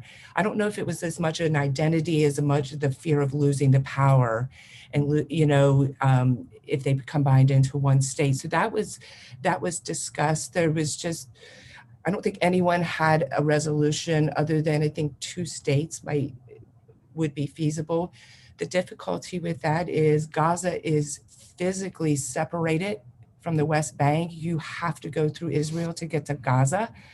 So there could be when you did a second state, if you had a 2-state solution, you have to figure out what you're going to do with Gaza that has no direct connection in terms of geography to the rest of the West Bank area. Well, thank you very much. I think we could talk about this problem yes, at length. I know it was tough to cut it down into just part of this. Thank you very much to have been able to talk about the problem within the allotted time. Yes, next in line is the presentation by Ms. Kelson Peden and Simon Levin about graduates, about the hidden child, examining the effects of national reproductive rights laws on statelessness. And I think this is a problem that is probably much less known relating to to statelessness, the effect of national laws on childbirth and on reproductive rights as they are formulated here. So Mrs. Levin and Mrs. Peden are both graduate students in Berkeley University, which is probably already recognition of their merits. And I think they have done this paper together. I don't know whether it is only one of them who is going to speak, but anyway, I give the floor to any of them or to both of them. Thank you very much. And thank you to AGS for having us here today. It is incredible to hear from all of you and to follow such excellent presentations. Please give us some slack in ours. It is 7 a.m. in Berkeley time, so we are just trying our best. My name is Kelsey. As Ambassador said, I am a student right now at University of California, Berkeley School of Law, getting my Juris Doctorate. And last year I got my Master of Public Policy from the London School of Economics. I will pass it over to Simone, who will also be doing this presentation with me. Hello, and to echo Kelsey, I also want to say thank you very much for having us here today. My name is Simone Levine, and I am also a third year in my final semester at the University of California School of Law, also getting my Juris Doctor. Our paper examines statelessness through a reproductive justice lens and argues that statelessness is a reproductive justice issue. When states explicitly or implicitly regulate or restrict reproduction, it results in children being born into statelessness. And when there is a risk that a child will be born into statelessness, it both impacts the parent's ability to parent with dignity and can have a chilling effect on the parent's decision to have a child in the first place. In this way, statelessness results both in and from violations of reproductive autonomy. So without further ado, we present our paper, The Hidden Child, Examining the Effects of National Reproductive Rights Laws on Statelessness. So what we first wanted to do was just put statelessness into context. However, I don't feel like this is heavily necessary after the wonderful presentations we have followed. You all are aware now what a stateless person is, and the wide variety of international conventions that affirm the right to a nationality and aim to address statelessness. One legal area that we did want to touch upon, just because we use this language a lot in our research and in our paper, is the idea of statelessness de jure, which is a person who is not a national of any state under the laws of that state. This can happen when individuals are excluded from statelessness, stripped of their excluded from nationality, or stripped of their nationality. However, there's also a category that's less discussed, which is individuals who are effectively stateless or de facto stateless. And these are individuals who, while they may have a valid claim to nationality, do not pursue that claim for a variety of reasons. So that's statelessness in context. I will pass it over to Simone to talk about the reproductive justice movement and the lens that we are trying to examine statelessness through. So of course you all are at this point very familiar with statelessness. You might not be as familiar with reproductive justice, so please forgive me if I go into a little too much detail here. So reproductive justice is a social justice framework that women of color activists in the United States originally formed in the 1990s to address and contextualize the intersections of race, gender, class, and other forms of oppression as they relate to reproductive freedom. In particular, people of color's bodies and families are monitored and policed in a multitude of ways. While the reproductive rights movement primarily centers the right to choose and the legal rights and experiences of white middle-class women seeking abortion care, birth control, and other methods of preventing pregnancy and childbirth, the reproductive justice movement centers the lived experiences of people without race, class, and other forms of privilege, whose ability to exercise bodily autonomy has been historically and systematically violated, despite having the same legal rights on paper as those with privilege. Ultimately, while reproductive justice does promote the right to not have a child, the aforementioned right to choose, the movement equally promotes the right to have a child, including the ability to safely become pregnant and give birth, and the right to parent with dignity, including the ability to form the family of your choosing and to raise your child in a safe and sustainable environment. Most relevant for our paper are these latter two rights, hence why they are bolded. So what is the goal of this research? Like the previous presenter, I actually started to pursue this research as my master's thesis at the London School of Economics. However, I focused on gender discrimination in nationality laws and its effect on statelessness. As many of you are probably aware, there are currently 25 nations in the world that have some form of regulation on a woman's ability to pass on their nationality to their child. So this is where this all started. However, throughout that research, I realized that there were areas that were less talked about, specifically when it comes to reproductive justice and reproductive freedoms and its overlap with statelessness. The goal of this research is really just to introduce the possibility of these overlapping fields and analyze statelessness through a reproductive justice lens. However, we are doing this in a very wide survey approach. We are not focusing on one specific country or one specific instance. Instead, we're focusing on larger policies as a whole and how this could impact statelessness. So in researching this intersection of statelessness and reproductive justice, we flagged 3 types of policies that both create reproductive oppression and result in statelessness. These are, number 1, family limitation policies, such as China's one-child policy. Number 2, the lack of international consensus around inherited nationality and surrogacy arrangements. And number 3, marriage regulations that prevent inherited nationality due to gender, ethnicity, or religion. Now I recognize we have time constraints, so I am really going to fly through this, and I apologize for that. But as always, feel free to send us messages. We're happy to answer any follow-up questions as well. But the first area we wanted to discuss was child limitation policies.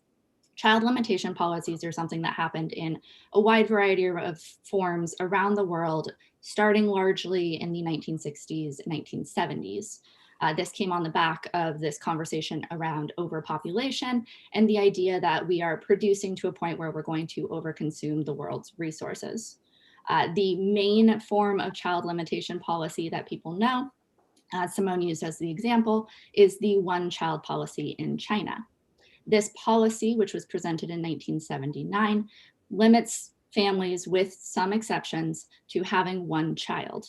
Anyone who produces more than one child without a government exception is subject to harsh restrictions, fines, and in some instances, there are reports of forced abortion, adoption, and other violations of reproductive freedoms. This, through our research, we realized creates a problem of statelessness, as individuals are unwilling to register their children for nationality if they will be punished for doing so. There are multiple instances of individuals in China who now live without recognition of the state, even though they were born to Chinese parentage and have a claim for nationality. So this is one really interesting overlap between reproductive freedoms and statelessness. The second area, or second country that we focus on in this section is India. India has had a history of violating reproductive freedoms in the name of population control. The most notable was a 24-month period referred to as the emergency, where, among other things, India created a forced sterilization program for men who had more than 2 children. While that has stopped after large internal and international outrage, there are currently 12 different states in India that enact some form of 2-child norm, which benefits families that have 2 or less children through farming subsidies or conditional cash transfers. However, there are also some states that punish families with more than 2 children by denying them access to government jobs or government programs. While there isn't as much information on how this ties into statelessness as we see in China, we believe these policies and this constriction of reproductive freedoms does directly lead to de facto or effective statelessness.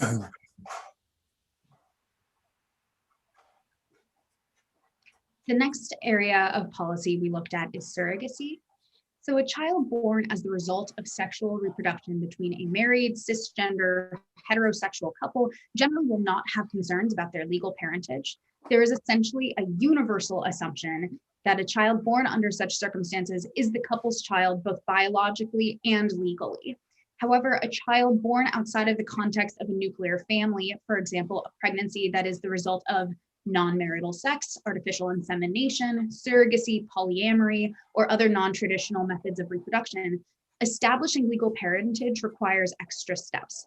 Most relevant to our research are surrogacy arrangements in which there are multiple candidates for legal parentage, including any combination of a sperm or egg provider, sometimes referred to as the genetic parent, a gestational carrier, the person who carries the pregnancy to term, and any individuals who intend to raise the child, sometimes referred to as the intended parent. In the last few decades, international regulation of intercountry adoptions has risen, and the number of intercountry adoptions has fallen.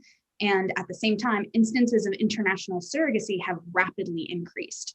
This increase in international surrogacy arrangements has led to a vital question of which of those individuals are legally considered the parent. And further, what happens when the laws of the countries where the contract, conception, gestation, birth, and intended location of raising the child take place are at odds with each other? So the lack of international consensus is particularly unclear with regard to inherited legal statuses such as nationality. As an example, in our paper, we look at the United States, where the State Department has declared that a child must have a biological connection through sperm, egg, or gestational parentage to a US citizen parent in order to be considered a citizen at birth. So even if the local laws in the country where the conception, gestation, and/or birth occurs recognize surrogacy agreements and consider the US citizens to be the legal parents of the child will not be a US citizen without this biological connection. This procedure acknowledges potential misalignment between the country's policies on inherited nationality, and it creates a distinct possibility that children will be born into statelessness. We found that surrogacy is a clear reproductive justice issue, and statelessness resulting from surrogacy is a clear reproductive justice issue because it touches on the intended parent's right to have a child, the bodily autonomy of the gestational carrier, and the statelessness that can result from the lack of an international consensus related to surrogacy arrangements affects parents' ability to raise a child with dignity in the community and the setting that they choose. Finally, we look at marriage regulation, which is definitely a more widespread topic. Like Simone said, our focus in this research is really focusing both on the right to have a child, but also the right to parent with dignity once you have that child. When we look into marriage regulation, we found quite a few instances where different regulations on individuals' right to form a family as they see fit impacts them through effectively making their child stateless. One example of this is what I wrote my thesis on in London School of Economics, and that is gender discrimination and nationality laws. Currently, there are 25 nations that do not allow women in different forms to pass on their nationality to their children. It used to be 26. The United States had this terrible provision that regulated the ability of single fathers to pass on their nationality as well, but that changed in 2017.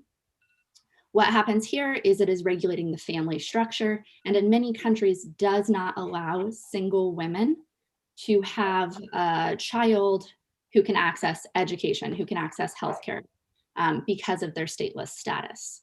This violates their right to parent with dignity and parent as a single mother or single father as they see fit. This also ties in with bans on interfaith, interethnicity marriage.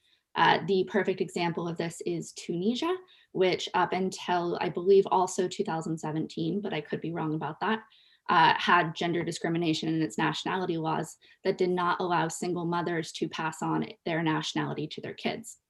At the same time, they had a parallel law which did not allow Muslim women to marry non-Muslim men. And so if you chose to have a family that was that structure, you were not recognized by the state. You were effectively a single mother, and by being a single mother, you were not entitled to nationality for your child. Another instance we see of this right now is India with the Citizenship Amendment Act, the CAA. This has made international news for a variety of stateless reasons, but one interesting provision of the CAA is that it bans parents where one is an Indian citizen and one is deemed an illegal alien or undocumented individual from passing on any nationality to their child. This means that even though one parent is an Indian citizen recognized by the state, that marriage in itself is considered a violation of the law, and nationality will not be conferred on their children. Another area that we're seeing this conversation in an area that I am particularly passionate about, is when it comes to recognition of LGBTQ plus marriage across international borders. This is a huge conversation in Europe right now, as there is a case making its way through European courts about a lesbian couple that had a daughter while they were living in Spain. Spain does not confer jus soli nationality rights, and one mother was unable to confer nationality as a citizen of Gibraltar. The other mother filed to have her nationality passed on to her child in Bulgaria, but Bulgaria did not recognize the marriage of two women. Because of this, and because the birth certificate in good practice did not list the biological mother of this child, the child is effectively statelessness, since Bulgaria will not confer nationality rights. So this is obviously an issue when it comes to statelessness, but we also believe this is an issue when it comes to reproductive freedoms and the right to parent with dignity. Individuals should have the right to choose a family structure and choose a life partner as they see fit, and have that recognized without direct consequences to their children. So those are the three fields we looked into. I know we just sped through that, and as I said, I'm very happy to answer questions, and Simone is as well. We tried to end our paper with just recommendations going forward and looking into this field. We tackled this with some of the most common recommendations you'll see in conversations about statelessness, including encouraging jus soli nationality rights, expanding access to free birth registration or ex post facto registration, as well as gathering more aggregate data. Researching and talking about stateless individuals is incredibly difficult just because there isn't that much data on statelessness, what causes statelessness, and how to move forward. Simone? We also made recommendations specific to the policies that we researched. So we recommend that all child limitation policies are ended. With regard to surrogacy, although there are valid concerns considering coercion or force in terms of gestational and genetic surrogacy, and that there are additional concerns around the sale of children in violation of international human rights law, we recommend that whatever regulations that do occur engage in a harm reduction approach, and also emphasize that no matter what the circumstances of the surrogacy are, the resulting child is not born into statelessness. We also encourage the recognition of marriage rights, and we recommend the removal of gender discrimination in nationality laws. So that's our topic, that's our presentation. Thank you. Thank you very much for this presentation. Of course, it was most interesting, and well, that's also a topic that could be discussed for 1 or 2 hours. Thank you that you have made it fairly brief, considering the deepness of the topic. And I think this is a topic that has also caused a lot of questions to be answered. Now, I don't know, maybe we could, maybe Ruchi could tell me whether we have to answer these questions now or whether we have to do it later on at the end. I'll let you handle the time. I think you have one more presentation on your panel, so if you'd like. Exactly, yeah. I think you should have time for a question. Okay, one question.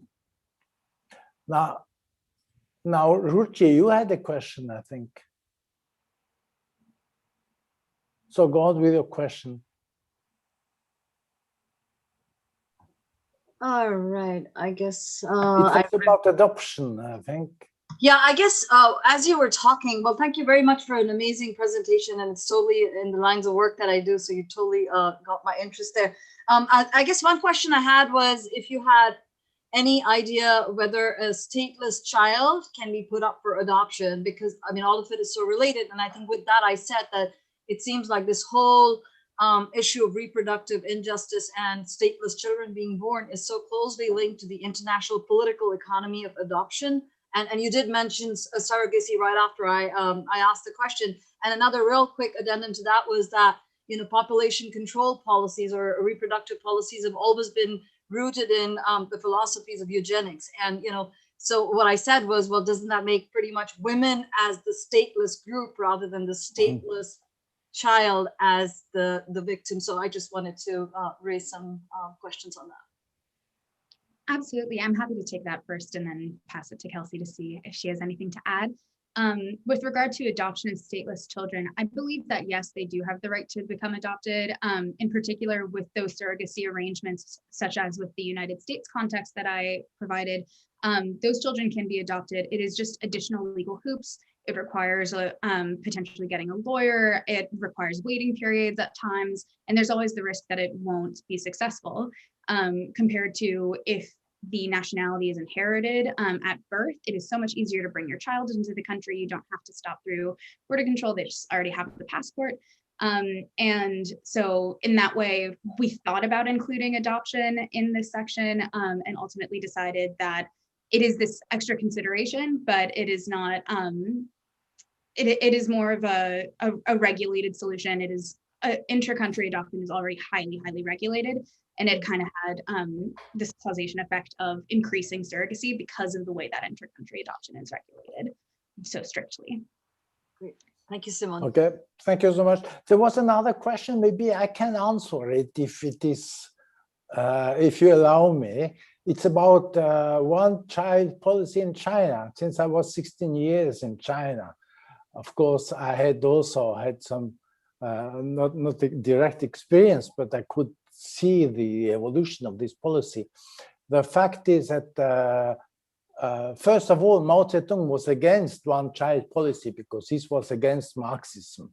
So it was when there was an opening policy that started in China, that China was faced with a situation where there was a kind of demographic explosion, which they wanted to control in order to improve the kind of per capita GNP, I mean, improvement of economy per capita. And so they imposed a one-child policy, which was very ruthless in some ways. Legally speaking, it was ruthless, but there was a vast kind of diversity of applications according to the places concerned. I remember I visited Hainan, I think it was in 2002 or 2003. I asked a number of taxi drivers because my main contacts, I was just a tourist there, my main contacts were with taxi drivers. I asked them all how many children they did have. And many of them said 2. And they said, but there is a one-child policy. And the answer was, oh yes, but we just have to pay the fine. And it was a fairly modest fine. Well, I mean, it was a lot of money for them, but just maybe 2 or 3 months' salary. They just pay the fine, and that was it. And this has actually somehow also affected the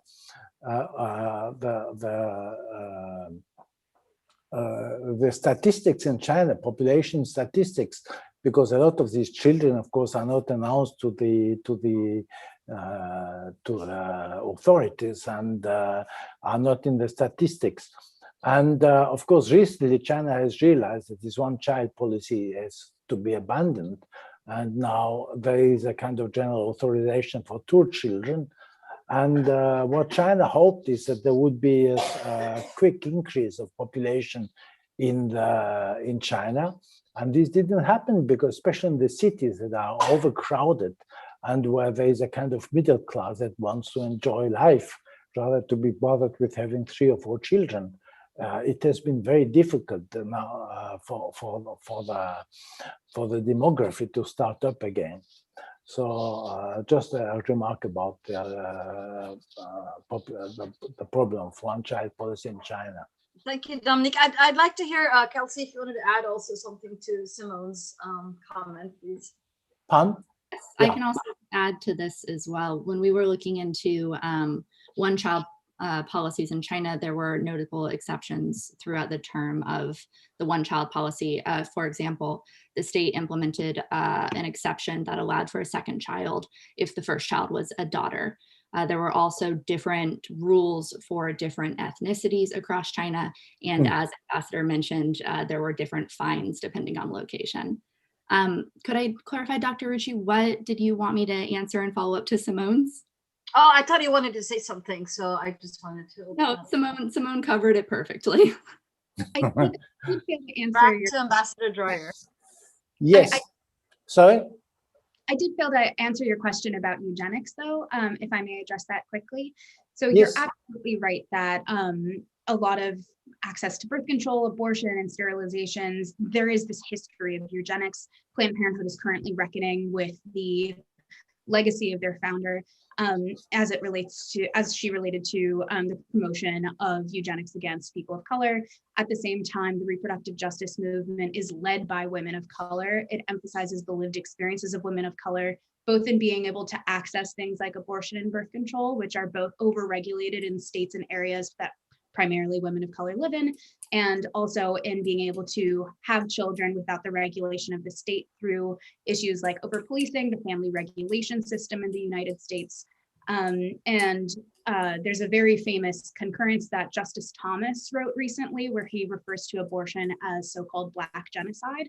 And while that perspective has started to take hold in areas of the United States, reproductive justice activists, particularly reproductive justice activists and scholars of color, have resoundingly rejected this idea and pointed to the fact that any form of reproductive autonomy is not in itself a form of genocide, and that it's very important to center the lived experiences and the very real opinions of women of color who are fighting so dearly for their rights every day. Thank you very much. I think because of time, I have to close this chapter, but I want to congratulate you again for this remarkable presentation and the work that is behind it. And it has been very cleverly given. Next and final presentation is by one of my former students, Katie Pratt, who has already appeared on the screen in the conference, and she has made a very detailed case study on the problem of statelessness, UN statelessness plan related to the situation in Myanmar. And we know that Rohingyas is a minority in Myanmar that has been subject to discrimination by the authorities, and leading up to and also to a lot of violent repression, leading up to the refuge to about 600,000 people taking refuge in Bangladesh, and that is one of the main problems affecting this area now at the moment, on top of what happened after the coup, the military junta taking power again. So without further ado, I just give you the word, Katie, for your presentation. If I may, I just wanted to tell everyone in the audience that the theme of this, the conference, the 2020, which was supposed to be 2019, really came from Katie Pratt, who brought the topic to the forefront. And in discussing with her, I was like, this has to be like a whole conference. So I just have to say that before she starts. Over to you, Katie. Oh, thank you so much. And all the presentations thus far have been incredible. And so I'm really excited to participate and be a part of this conference. So mine is Can the UN Statelessness Global Action Plan Succeed? And my case study, as mentioned before, is on Myanmar. And so we've already talked a lot about statelessness. We've already defined it, so I don't feel like I need to go into too much. But the Global Action Plan is a little different from what we've talked about before. My presentation is very much focused on the difference between international and domestic policies. And so I look into the global action plan that the UN has implemented with the goal of preventing statelessness and eradicating statelessness that's already in the world. And so based on the UN standards, success is eradicating statelessness by 2024. And that's what my thesis looks at, but I have a different standard because I look at the difference between responsible sovereignty as well as traditional sovereignty. And I go into that a little bit later. So my definition of success is based a little separately from the UN's definition of success. But again, the ultimate goal is to eradicate statelessness worldwide. And so I do, although I focus on domestic and international relations, I have a case study of Myanmar, so I specifically look at the country of Myanmar for this.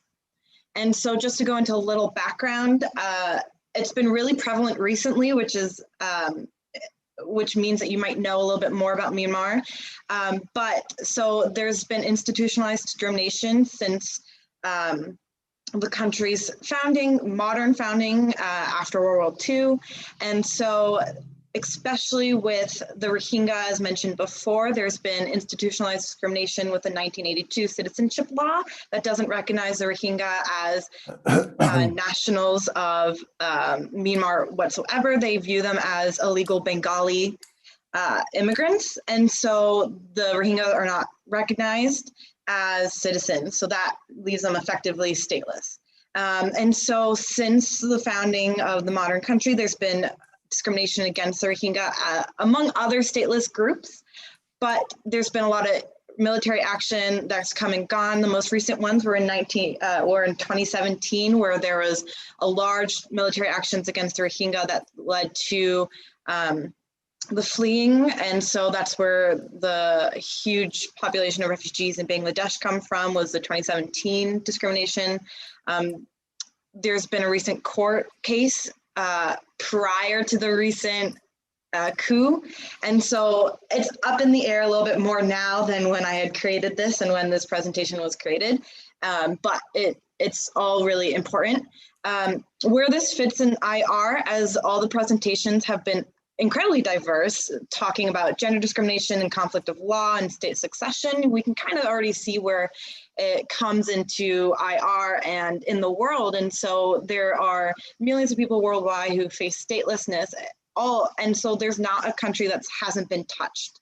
And so I don't feel like I need to go into this specifically because there's been a large presentation on this prior, but this fits into the literature in human rights, in law, in gender discrimination, in racial discrimination. My presentation focuses more on racial discrimination as opposed to the other ones prior, but it fits worldwide, and it's a really important subject because there's not a single person or a single country that really hasn't been touched by statelessness.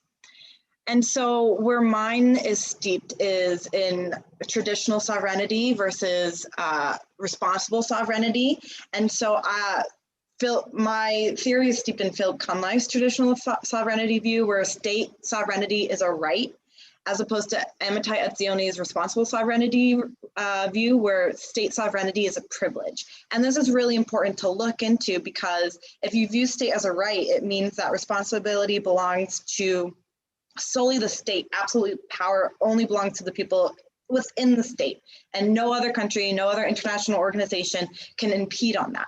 And so this really takes the domestic law is the most important law, as opposed to Amitai Etzioni's responsible sovereignty, where because sovereignty is a privilege, it means that it's only granted if states fulfill its responsibility to its own people. So in cases like Myanmar, where the state does not fulfill its responsibility to people, it is discriminatory, it does have impact against its own people, it wouldn't have its own responsibility or sovereignty, which means other states could take action, other states could impede, other states could try to protect the people within Myanmar because Myanmar wasn't doing its own job in protecting its people. And so this is kind of where my theory and my case study focuses on. But so looking at my case study specifically, I asked whether the Global Action Plan will succeed or not. And because the Global Action Plan is worldwide, it won't succeed with a focus on Myanmar. So the way I scored this is that there's 10 individual global action plans that the UN lays out. And so for me, I scored them 0 to 5, with 0 being there's no success and it's steeped in traditional sovereignty. And so that means that the domestic government, in this case, Myanmar's government, doesn't take into account anything that's international, doesn't take into account any international law, won't protect its own people, is being discriminatory, and that's 0, as opposed to 5, where the government of Myanmar is working alongside international organizations, international nonprofits, is working towards bettering itself, is working towards preventing and eradicating statelessness, and is ultimately preventing and eradicated statelessness, and that's 5. And so I have a scoring system. And so Global Action Plan will not succeed if it's under 20, because 0 to 2 is steeped in traditional, and 3 to 5 is steeped in responsible sovereignty. And so with 20, it's traditional, and that means it won't succeed, because in order to succeed, it needs to have a combination of traditional and responsible. It needs to have a combination of domestic and international law. And so it won't succeed if it's 20. And so my protocol questions, as I just mentioned, are steeped in Philip Kunlai's traditional, success is 0 to 20, and Amitai Etzioni's responsible sovereignty, success is 3 to 5. And so this will make a little bit more sense as I lay out what the protocol questions are and how it's been scored.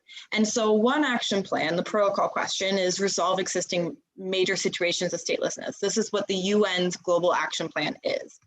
And so it's the traditional questions: has Myanmar identified and acknowledged existence? Will Myanmar amend their own domestic rule? Those are the traditional questions in this, and that is 0. And then the responsible questions, which are steeped in international law: has Myanmar ratified the 1954 convention related to statelessness? Has Myanmar ratified the Universal Declaration of Human Rights? And so those are steeped in the responsible sovereignty, or the international realm. And that score is 0, because not only has Myanmar not recognized the existence of large-scale statelessness, but it won't amend their own rules. It has not ratified the conventions, and it's unlikely to do so, so it scored a 0. And in action 2, the stateless goal is ensure that no child is born stateless. And so the traditional questions steeped in domestic law is: does Myanmar have protection in place for the children enshrined in its legal system? Does it have domestic policies? While the traditional questions are: has Myanmar ratified the Convention on the Rights of the Child? Has Myanmar ratified the International Covenant on its Civil and Political Rights? And this success is 3, because it has actually ratified the Convention on the Rights of the Child. The government of Myanmar has worked alongside the UN and other international and local nonprofits to ensure that children aren't born stateless. But the reason why it's not 5 in this sense is because they do that for every child that is born stateless that is not the Rohingya. Because they don't recognize Rohingya as even citizens or people within its country, it refuses to do anything, to have anything to do with that people group. And so it won't ensure that no Rohingya child is born stateless. And it also hasn't ratified the International Covenant on Civil and Political Rights. And that's why it scored a 3. And so this system I use throughout the rest of the protocol questions, the action plans. And so I have a score, as you can see here. And so that, when you add that all up, the conclusion is that the score is 10 out of 50. And because the score is 10 out of 50, it's clear that Myanmar falls within the traditional sovereignty model that's only steeped in domestic law and is unwilling to work with international organizations or work towards eradicating statelessness. So in effect, Myanmar has failed. So the UN's goal of eradicating statelessness will fail because the domestic law is too strong, because Myanmar is unwilling to work with international organizations. So by 2024, statelessness will not be eradicated, essentially. And so I set out to ask whether traditional responsible sovereignty fits the actions of Myanmar in the context of the Global Action Plan. And as we can see, and as I laid out, Philip Kunlai's traditional theory of sovereignty has ruled out. Myanmar is purely steeped in domestic law. It is unwilling to work with international law. The view of responsibility to its own people doesn't fit within the Myanmar context, and so it has failed. And so I think it's also important to recognize, and seeing as how Myanmar's situation has changed drastically since February, Philip Cunliffe emphasizes that ultimately the people shall restore their own supremacy if wrong is done. And so because his view is steeped in traditional, it means that the power ultimately lays with the state, but within the state, the power ultimately lays with the people. And so the only way that traditional sovereignty will work is that the people can rise up against its own government. But in the context of Myanmar, there's a huge history of the people standing against its government and repeatedly being shut down. The latest one prior to February was in 1988. And in response to those pro-democracy riots and those pro-democracy movements, 3,000 people were killed, 3,000 people ended up in prison, and 10,000 activists fled the country. And that's a huge number. And then it was suppressed. And we didn't see any movement until recently. And so in 2015, the government of Myanmar allowed a little bit more democracy because the military, which was in rule, saw that the people wouldn't riot again. And so while there was a little bit more democracy allowed, in the recent elections, as we've seen, obviously in February, the military took power back and the elections weren't recognized. And we've seen pro-democracy movements across the country, and so far 750 people have been killed. The democracy movements are still going. A lot of people have joined the ethnic army groups to truly fight against the government, and we just kind of have to see where it goes from here. And so it's a really important subject that encompasses a lot, but in terms of the UN's global action plan and statelessness, it seems like it will fail, but we'll see what happens in the coming months and the coming years if this pro-democracy movement is successful or not. But we don't even know what that will mean for the Rohingya or the stateless within the country. Thank you so much for your time.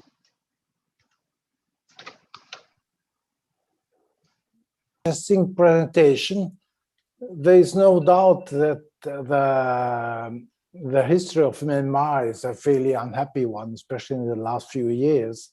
My question is, assuming there is again a kind of democratic government, whether it is led by Aung San Suu Kyi or by whoever, would you think that the problem of the Rohingya will be really solved? Because I mean, Burma is a country with lots of different ethnic groups, different religions. The Rohingyas are Muslim, the Burmese are Buddhist.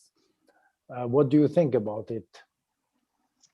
I think what's difficult is that even despite the conflict, even before the recent conflict, the Rohingya weren't viewed as citizens by the majority of the country. So whether you were pro-democracy or pro-military, across the board, the Rohingya were mainly viewed as Bengali illegal immigrants. And so because of that, I don't know if this new movement will actually change anything for the Rohingya specifically. Now for the country and the democracy movements that it's going towards, it might, so we don't entirely know. But I think that this view is kind of really embedded in the culture that the Rohingya are illegal, which is incredibly difficult. So I don't know if it will actually change anything for the Rohingya population. Okay, thank you very much. I think we have come to the end of this second panel. Ruchi, are you going to go on with this conference? Or? So the plan is, thank you very much for really being on time. So we're actually, we thought we'd be scrambling for time to have a Q&A session, but looks like we do have some time before our closing speaker, Dr. Rockimar, speaks. So why don't we do this? How about let's keep it an open forum for questions for both the panels. I guess I wouldn't be moderator, but you can either raise your hand or put your question in the chat. Thierry and I are both watching for that. So, but I think it might be more lively. I know we're 42 of us. So this would be sort of the place for people to comment, question, and you better do it soon because my head is just exploding with questions and comments.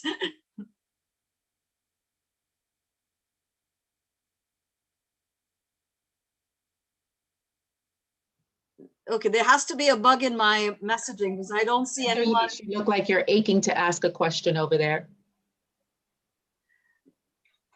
There has been a number of questions that came in writing, actually. Some messages. Yes, you can go ahead and ask those questions, Ambassador. While you're looking for the questions, I see Douglas, you're getting closer to the screen. Yes. I know that look. You're muted as always. Sorry, no, I don't see well, so I have the camera on. I'm sorry, I don't mean to be scaring people. Oh, wait, oh, so he didn't have a question. So I think what I'm gonna do is I'm just gonna keep talking till someone gets fed up with my voice. But I think that all the papers and the topics that we've seen in my head almost seem to link to the one word that Simone and Kelsey used sort of having a presentation, intersectionality. Like it almost seems to me that the intersectionality with the justice issues, and you pick and choose a topic, doesn't matter where. It seems like that really is the heart of it. So statelessness accentuates all the other problems of justice and injustice, whether it's about global governance or international law or state regulations.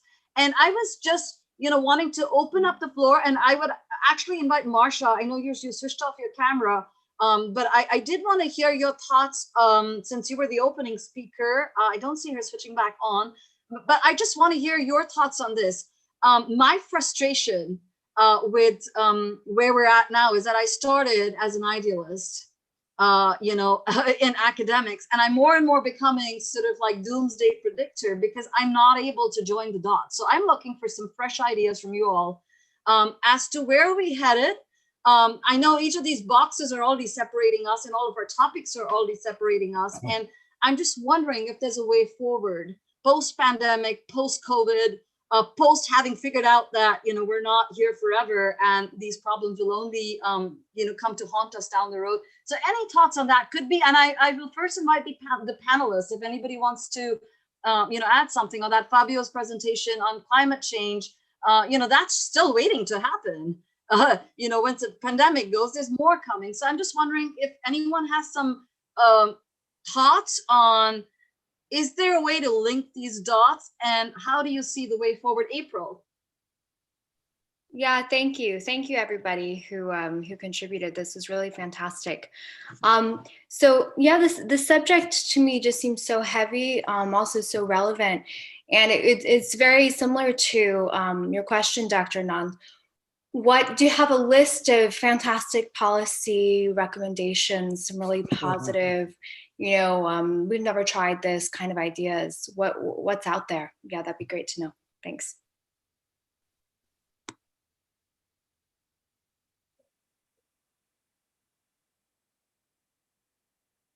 Are there no, oh wait, sorry, Kelsey. Well, I don't have a list of innovative policy suggestions. Otherwise, I would be employed in charge of the UN right now. But I will add some positivity. I know there's the really, really overblown quote right now that the moral arc of the universe is long, but it bends in the direction of justice. And in our research, we've actually seen a lot of change over the last 20, 30 years. Like when we talk about gender discrimination and nationality law, 3 decades ago, I believe it was 40 nations that had that, and now it's 25, and there's conversations in those nations pushing forward. Same with statelessness because of marriage equality. Marriage equality is drastically increasing every year. And so the effects of that are going down as well. That is just my optimist input here, but I don't think it's all doom and gloom. No, I love it. And you're right. It's probably not all doom and gloom. I think, going through this, we'll probably have to rework a lot of it because COVID is also showing us the debate between globalism on the one hand and globalization and populism on the other. And so my fear is if we go back to a state-centric, culture-centric, society-centric policy making, we might be going back there. But I see, Simone, you have your hand up. I'll invite you to say a few words. Yes, thank you very much. I completely agree with Kelsey. There are things to celebrate. And I also really appreciated your point on statelessness inherently being an intersectional issue. And, of course, my background is in reproductive justice rather than statelessness itself. And reproductive justice is such an intersectional approach to various issues. There is always a reproductive justice lens that is available. And I feel like that is one of the paths forward.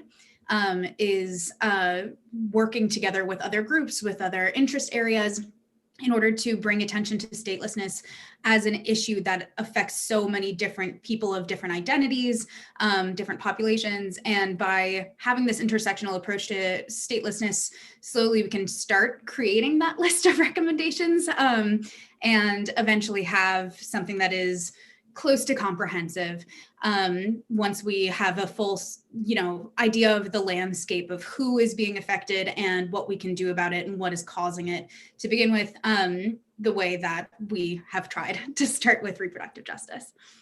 Great, thank you, Simone. Katie Pratt.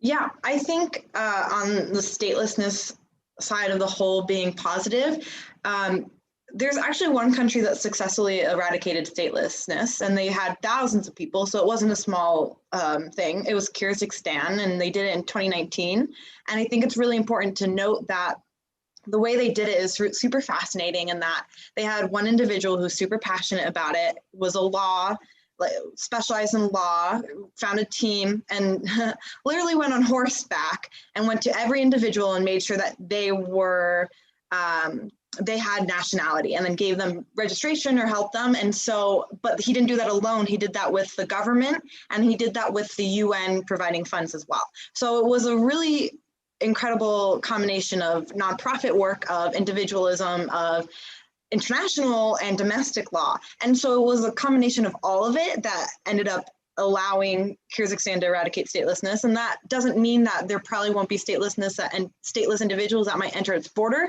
but it means it can be done. And so it has to be this combination of a state being willing to accept help and wanting to eradicate statelessness. And so there's a combination of, obviously, it's difficult when there's discrimination that's kind of involved in it, when you see it in Myanmar, or you see it in the Middle East, where the gender discrimination is big. But as it becomes more normalized and as people fight for it, it's incredible to show that it can be done. Yeah, I think it would be nice to have a listing of the policies and the variables that worked in favor of Kyrgyzstan. I'm guessing Bhutan might be another country that would look nice, and then perhaps work it that way to find the solutions. I would actually, if you don't mind, Karina, are you still in the crowd? I believe you are. I'm going to put you on the spot a little bit because I know we didn't get to ask you any questions. Does anybody have questions for Karina? And Karina, as you're watching, so the person who's really at the margins, and then I consider us as the privileged center because we're making policies and talking, and lip service is cheap. I just wanted to hear your thoughts on all that you've heard thus far, and how you may perhaps relate to it or give us some insight into what we're doing right or wrong. Or I just want to hear your thoughts. Always put me on the spot. My thoughts, well, on the reproductive front, it was really resonating to hear the presentation, because I'm actively not having children by choice because of my stateless status. I don't feel comfortable, and it's something that my husband and I made the decision. I don't feel comfortable having children without having my own access to my own human rights. And so I'm actually wanting to get in touch with the presenters to talk more about how their findings could really help support our advocacy efforts, as a lot of women and those identify as women in our group talk about not wanting to produce because of that. The fear of not having access to your child because of your lack of status is very real. I've witnessed my parents have that struggle throughout my own childhood. Statelessness is an intersectional issue. It touches upon displacement, but it also touches upon, I mean, I know this idea of human rights is largely, you know, we talk about that a lot, but without having recognition, access to your human right, it affects all parts of your life. Stateless in healthcare, stateless in education, stateless in mobility, stateless in like the right to work is huge. So it is very much important to me, and it's resonates with me to be here and listening to everything. But going back to policy, I strongly believe that nothing can be done without stateless people in the middle of the movement. You know, we, and Katie can talk more about this too, but our organization, we talk a lot about being stateless led and ally supported. We can't do this on our own. We need experts with us, but we also value our own expertise in this issue. We don't think, we want to move away from this tokenism around issues, right? Like, I don't want to talk about my issue and as a token sad story, but I want to be part of the solution. And the only thing I could do is talk about my story, but also talk about how it feels and talk about what I wanted, what my life worry is, right? So those are my thoughts. I think, yeah, I feel like I want to end there because I feel like I can keep on rambling, but thank you for asking me.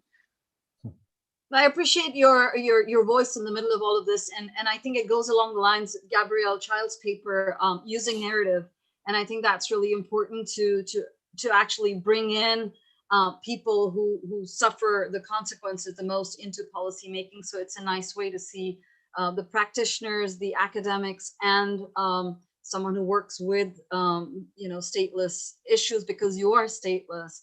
So no, this has been absolutely fascinating. Any other thoughts or questions? Welcome, because we're a little bit ahead of time, and I'm fine with that. Our closing speaker, Dr. Rocky Mark, she is already in the house. So as soon as this dies out, what we can do is have like a quick 5-minute, if you want to shake up, wake up, fill your coffee mugs break, and then we can settle in. But there's a bit more time if anyone, if I'm not seeing a hand go up. If you don't mind, I'll just use this time real quick for Patrick to say a couple of words. Patrick Glazier, he's a doctoral candidate very soon, defending, and on that side of the fence.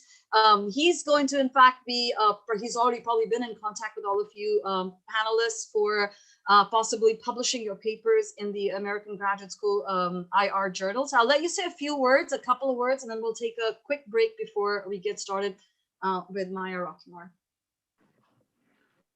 Thank you, Ruchi, and thank you everybody, and also all the panel members. It's been actually quite interesting. Not exactly my area of expertise, so it's actually quite informative.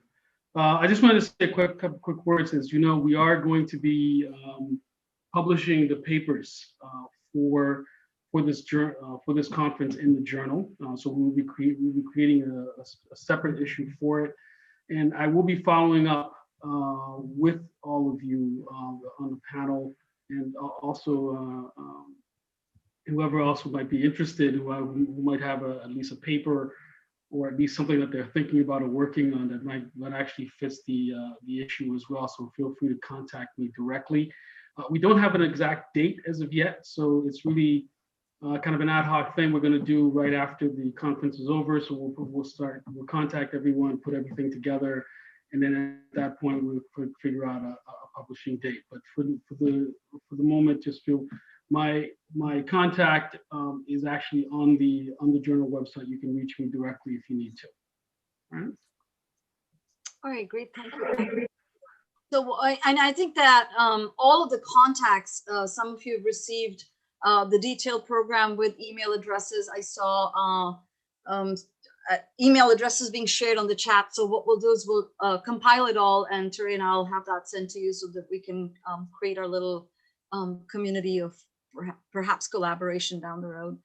Okay, great. So I don't see any more questions coming up. What I call for, Terry, if that's fine with you. Let's do a 5-minute break, come back at 5:01 because I see 16:56 on my screen. So 5:01 it is. And we'll be back for our closing speaker, Dr. Maya Rockymore. All right, see you in a bit.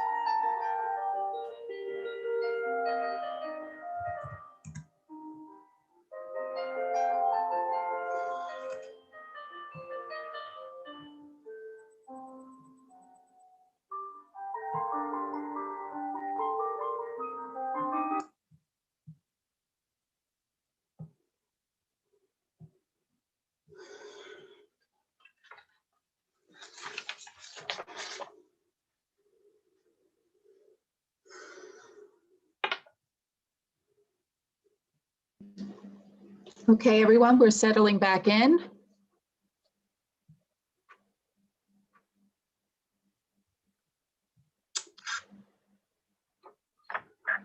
All right. You give me the go. Over to you. All right. So now for Our closing speaker, Dr. Maya Rockymore Cummings. It's an honor to have her with us. I've known Maya since my graduate student days, so she's a very dear friend of mine, as well as an inspiration over all these years.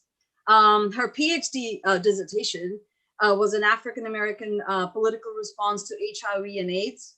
She is currently the founder and CEO of Global Policy Solutions, which is a Washington-based consulting firm. She also briefly ran as governor of Maryland. She, for some of you who may know, is the widow of Congressman Elijah Cummings, who fought his entire life tooth and nail for the issues concerning race and racism. One of my favorite quotes from Elijah, who I also had the pleasure and honor of knowing dearly and closely, he goes, "I want justice, oceans of it. I want fairness, rivers of it. That's what I want. That's all I want." Maya, as the world and I know her, has dedicated her entire life, her work, and her career to these causes that they shared as a couple. Maya today will talk to us about statelessness in the Black diaspora. Just to put a little spin on this, you know, I guess we've explored all the legal explanations of statelessness, the laws, the politics, the states, but then there are stateless people who are not really stateless, right, in the eyes of law. So over to you, Maya. Thank you so much for being here with us, and the floor is all yours. Thank you, Ruchi. I am so glad to be here today and to hear all of the great presentations from this morning. I congratulate all of the panelists and the early morning speaker. I just want to say thanks, Ruchi, from the bottom of my heart. As she mentioned, we are dear friends from a long way back. I consider her a very dear friend. And so I just consider you all lucky that you have this just intellectually brilliant leader in your midst. That being said, who am I? You should know that I'm the fourth generation from people held as slaves in the United States of America. My grandparents were the first generation out from slavery. My great-grandparents were the first generation out from slavery. And my parents and grandparents both lived in what we call the Jim Crow South here in the United States of America. That is an intercessionary period of time we refer to as Jim Crowism, where people who were of Black skin were prevented from accessing mainstream benefits, attending, you know, schools with people of different backgrounds, white people specifically, et cetera. And so I come to this from a very personal perspective, one of coming from a stateless people and now actually bringing forward to where we are today. So let me just back up. I got my PhD in political science, but I never went into academia. I came to Washington, D.C., where I worked on Capitol Hill, focusing on issues of public policy as it relates to race, ethnicity, gender. And then, you know, I went on to work in several think tanks around town, always focused on diversity, equity, and inclusion.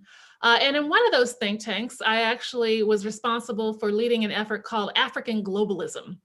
Now, you might say, what is African globalism? It was an initiative that we designed to try to link people of African descent in the diaspora together for the purpose of empowerment. And so, you know, I got to interact with and travel with particularly Blacks in the diaspora in the Americas primarily. We did a number of trips to Brazil. We interfaced with people from Colombia. You know, all of the countries. When you think of the transatlantic slave trade, you know, the first stop from sub-Saharan Africa was Brazil. And then they came straight up the Americas through the Caribbean and then to the United States. And so all along that route, from the transatlantic slave route, you have people of African descent living in countries and every single one of these groups in every single country in which they live are experiencing the same kinds of dynamics, although there are nuances and differences. The issue of being at the bottom of every socioeconomic indicator that they have in every state that there is. And that is not by accident. It is actually, as you mentioned earlier, I think in several of the conversations, it is by design. And so what is it about the nature of the state and the creation of the state, and then the appearance, and of course, the transatlantic slave trade was an effort to, of course, it was commerce. People who were of Black skin were not considered human beings. They were considered at one point in time property to be owned by other human beings. And so with that, you know, basically capitalism and mercantilism driving the dispersal of the abduction of people from their homelands and their dispersal throughout the world. And it's an amazing phenomena that continues to have consequences today. So I just want to say this. You know, we just, here in the United States of America, we just had a transition in leadership. And we went from Donald Trump to Joe Biden. But let me tell you about Donald Trump. Donald Trump came into office with an agenda to revive white nationalism. Now, white nationalism had never gone away in the United States of America. It was something that had always been part and parcel of the experience here in the United States. As many of you probably know, the founding of this country was basically created for white people, even though the words and the Declaration of Independence and certainly in the Constitution were lofty, talking about all men. They literally meant all men, but they meant all white men, and particularly landed white men. African Americans, other people of color, women were all outside of the social contract, not being seen as human beings to be considered in the social contract. And so what you've seen in the United States are a series of movements by the people, movements by oppressed people to actually demand and drive for their own civil and human rights. And so we've seen the continuous movement of African Americans, of women, and other people of color to be included in the system. But for African Americans specifically, it has been a long and hard fought battle. As you well know, after the Civil War, the US Congress passed the 13th, 14th, and 15th Amendments. They're known as the Reconstruction Amendments. The 13th Amendment actually declared and abolished slavery and servitude of any kind.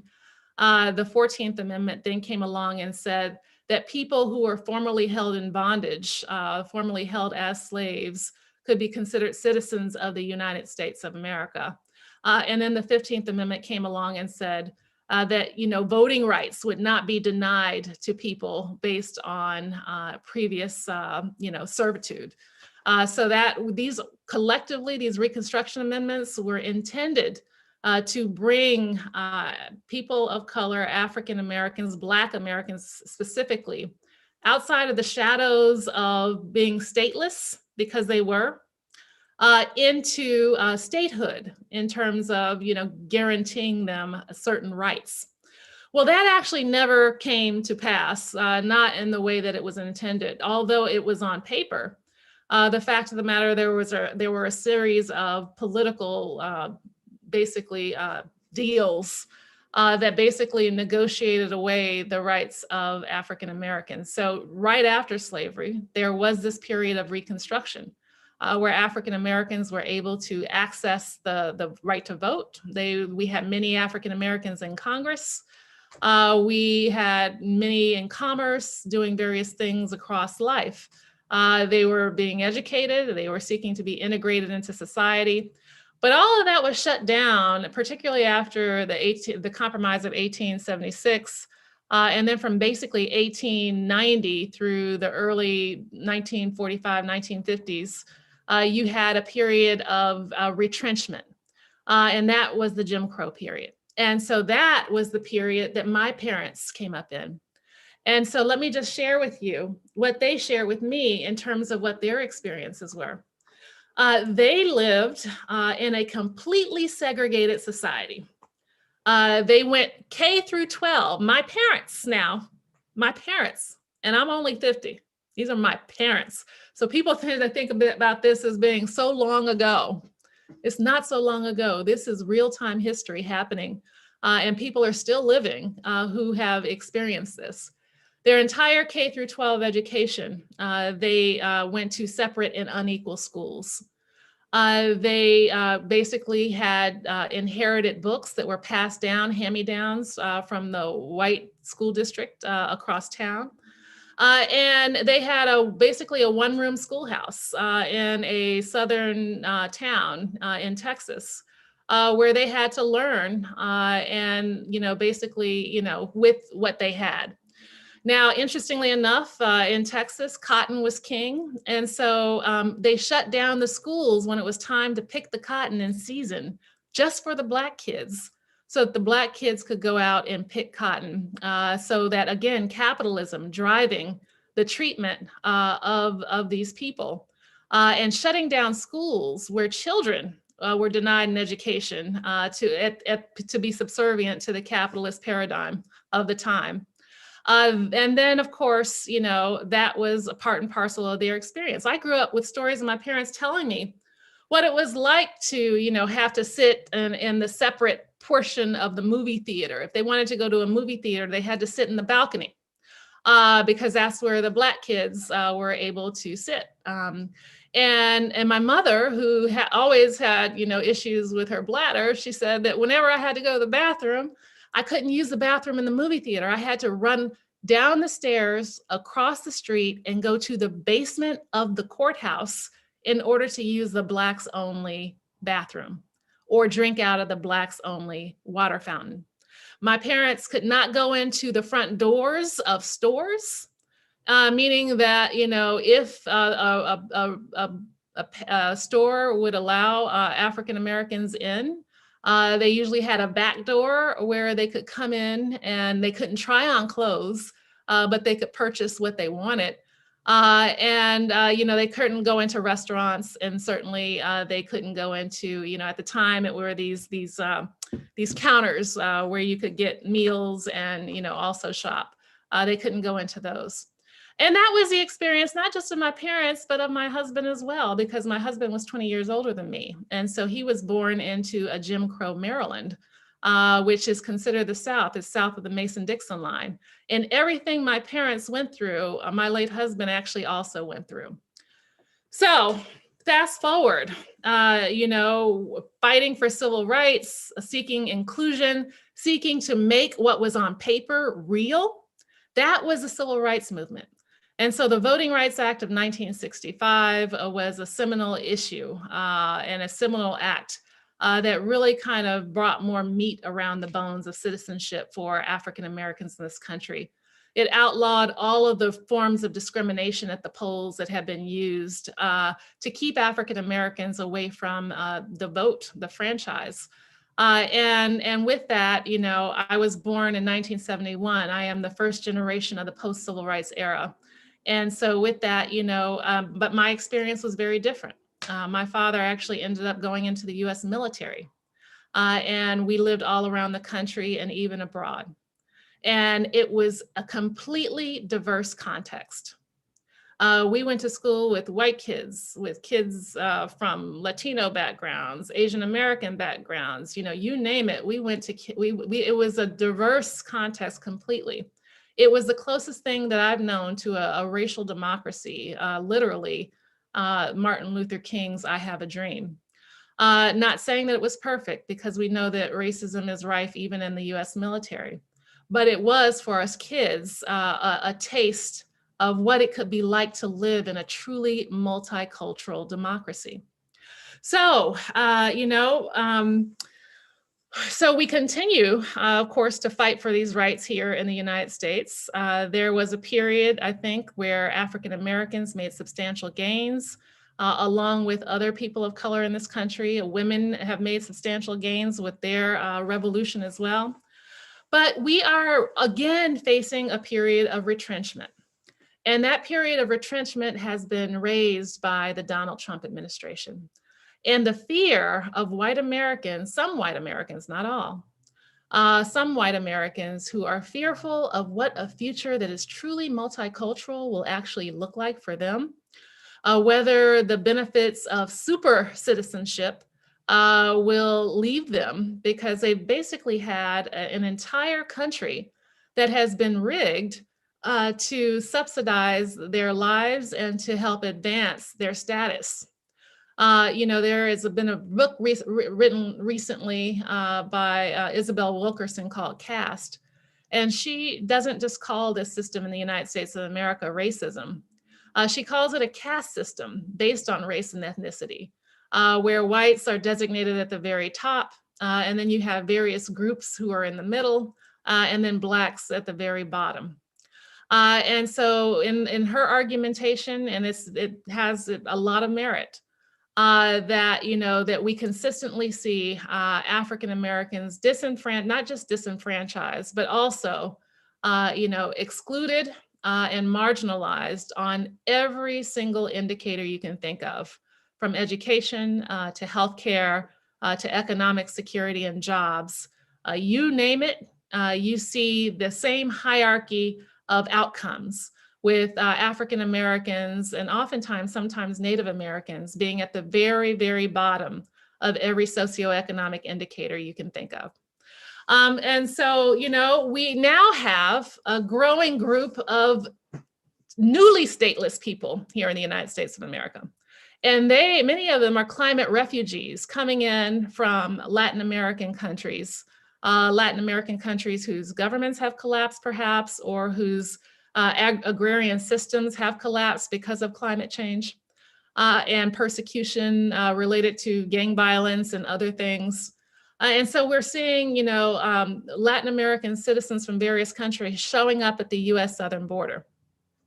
And we saw it, and what happened in the Trump administration is something that I think was a profound moment for the country. Because, these people showing up, many of them children with families at the southern border. And then the Trump administration decided that they were going to, instead of just, allowing, the process that had previously been in place to play out, they, argued that they were going to create a wall, shut down the border, not allow people to apply for asylum. And then they started a policy of actually separating children from their families. Separating children from their families. Many of these children were just babies. Separating them from their parents or relatives with no plan to reconnect them ever in life with their parents. Meaning that they had no strategy in place to track and reconnect these children with their families, which is a complete human rights violation and a complete travesty. And this is where my husband comes in, my late husband. He was the chairman of the House Oversight and Reform Committee at the time this policy was being enacted by the Trump administration. And it was his job to oversee what was happening and to actually call foul and to confront the Trump administration on anything that they were doing wrong. And they were doing a whole lot wrong. We thought at the time that this was just absolutely terrible, not just from a human rights violation perspective, but for us, for Elijah and I. Elijah was also the fourth generation from slavery. It reminded us of what they did to Black people enslaved in the United States, where they ripped families apart to basically sell kids to the highest bidder, send them several states away, break up families willy-nilly with no plan to ever reconnect them, because they never, ever perceived them as human beings. And that is fundamentally the issue here. This is who is perceived as deserving based on who is considered human. And so, in the psychology of white nationalism, because that is absolutely what Donald Trump was.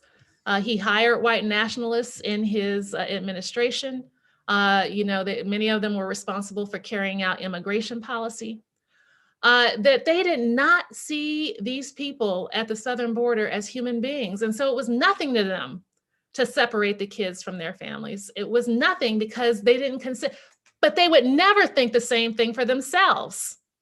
And so that is, one of the first instances of how that, that a dehumanizing policy is not just taking place, but the mindset of dehumanization was prevailing. And so Elijah fought tooth and nail, and there are videos that you can go online to watch of him confronting Trump administration officials, of him screaming from the top of his lungs to say that this was wrong, of him pushing back and the Democrats fighting hard to negate what they were doing.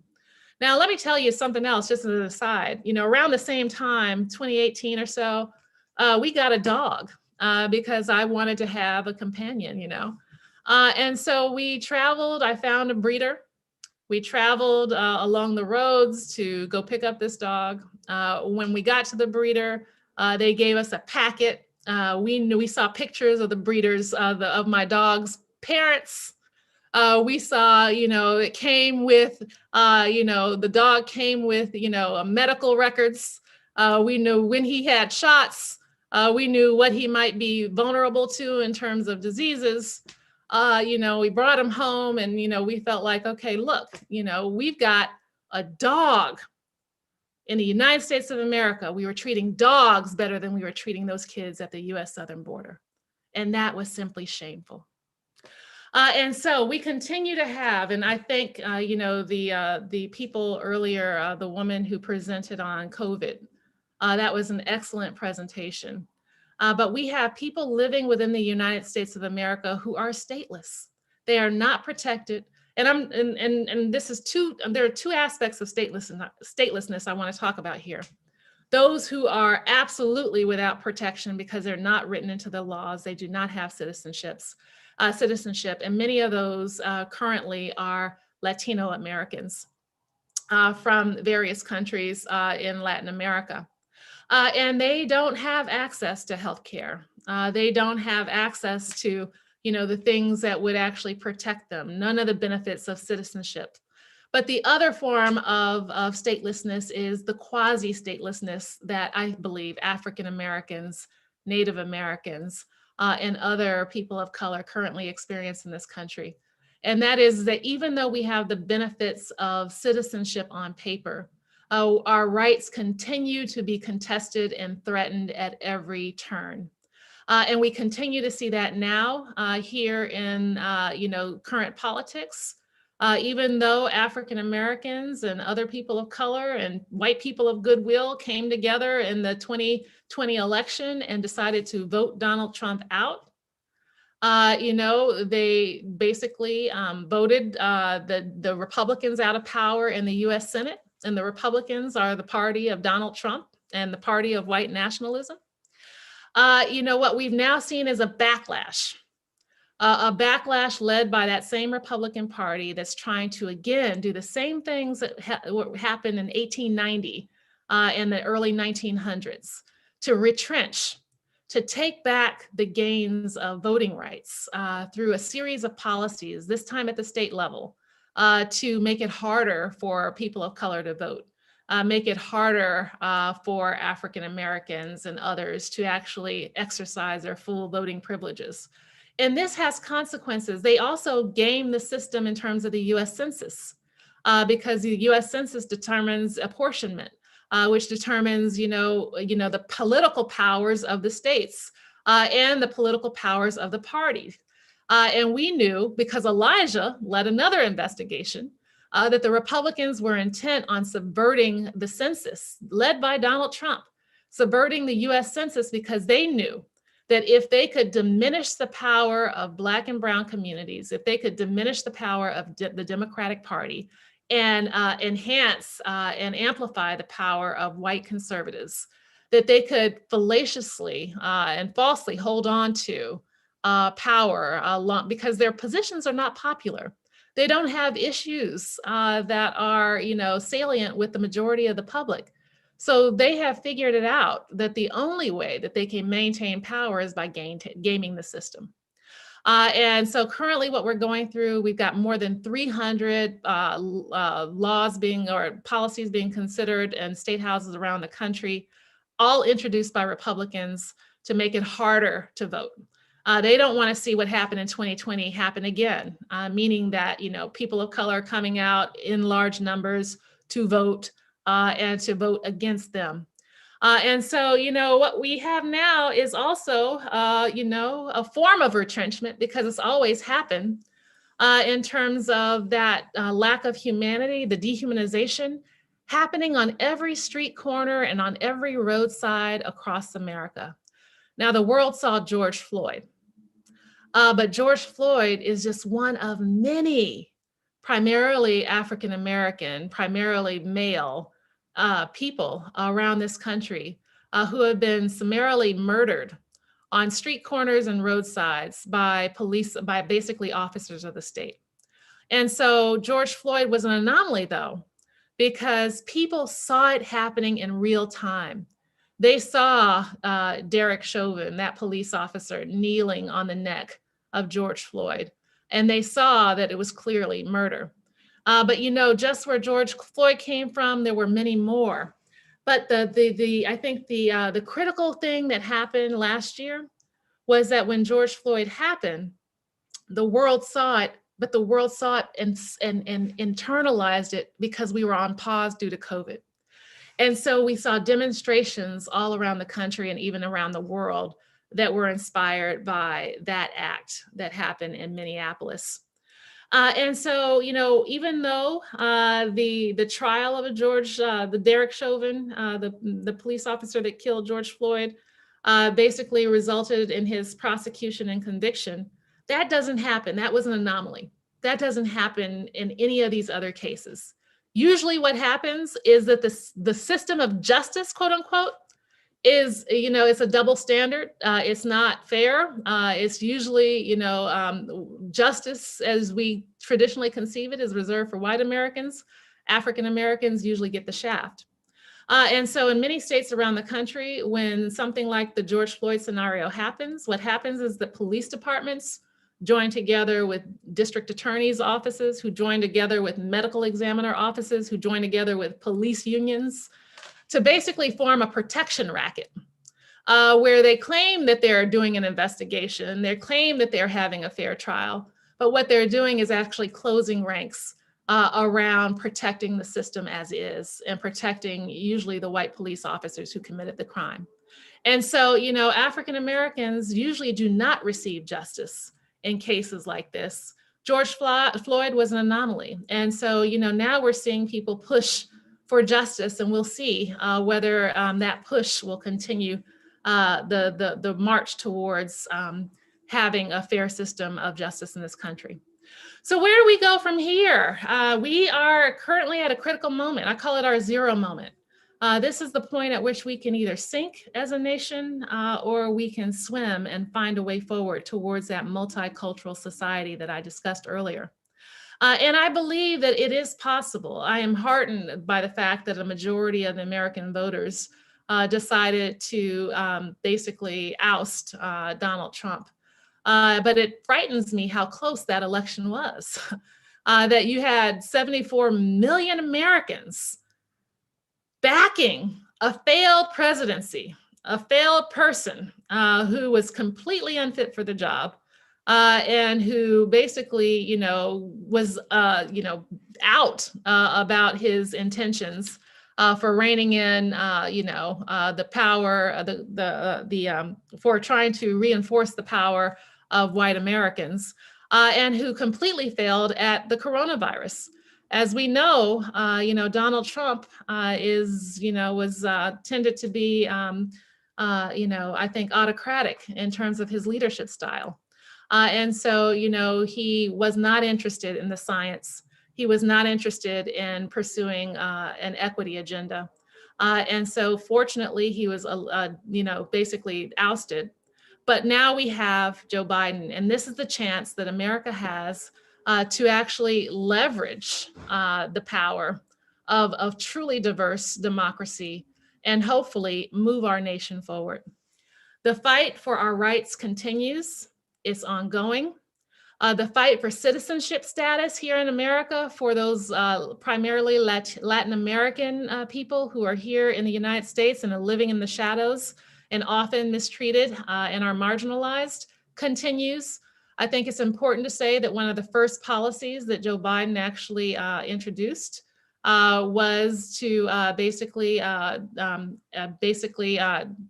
do constructive wholesale immigration reform here in the United States. And so, he's also pushing to address the issue at the southern border, and we'll see where that goes. And we'll definitely, I think, continue to see them pushing to create a status for those people who currently are stateless here in the United States.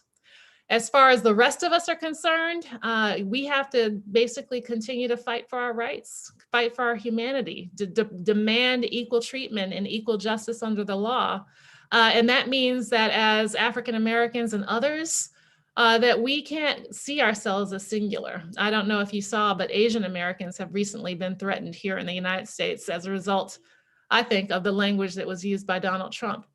And they have been, I think, so far taking this as simply an Asian American experience to be fought by Asian Americans. But this is discrimination. And it's discrimination that's experienced by Muslims. It's experienced by LGBTQ. It's experienced by Latinos. It's experienced by Asian Americans. We have to combine and join together with white people of goodwill to basically launch what I call an inclusion revolution, where we all join together and decide that we are not going to go backwards as a nation. We're going to march forward, and we're going to march forward together hand in hand.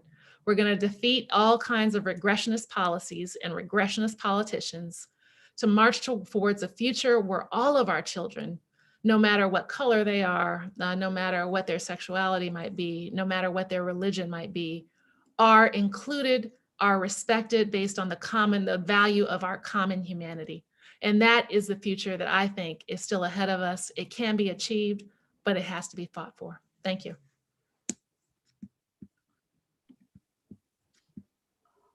Well, thank you very much, Maya, for your talk. That was just absolutely fantastic. I have goosebumps, and I'm not going to ask the questions, but the floor is open to questions or comments for Dr. Rockeymoore.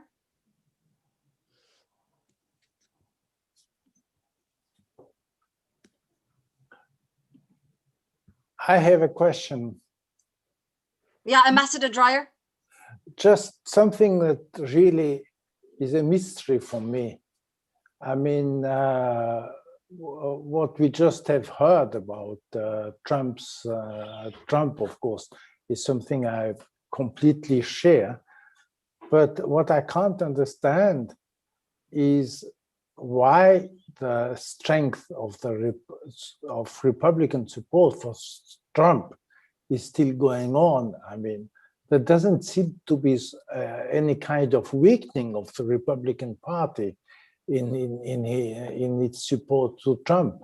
How come? I mean, so it's. I think that it is a form of denialism. It's psychological. That we have groupthink here in this country on the conservative side, where there is a psychological defense of white nationalism. Now, there are people who claim that they are Republicans who vote Republican because, they don't want tax increases, they say, or they don't want, they don't want abortion rights. They're single issue people who continue to vote for racist people, policies, and politicians because they claim that they're for these one issue. The reality is that I think it's a defense mechanism.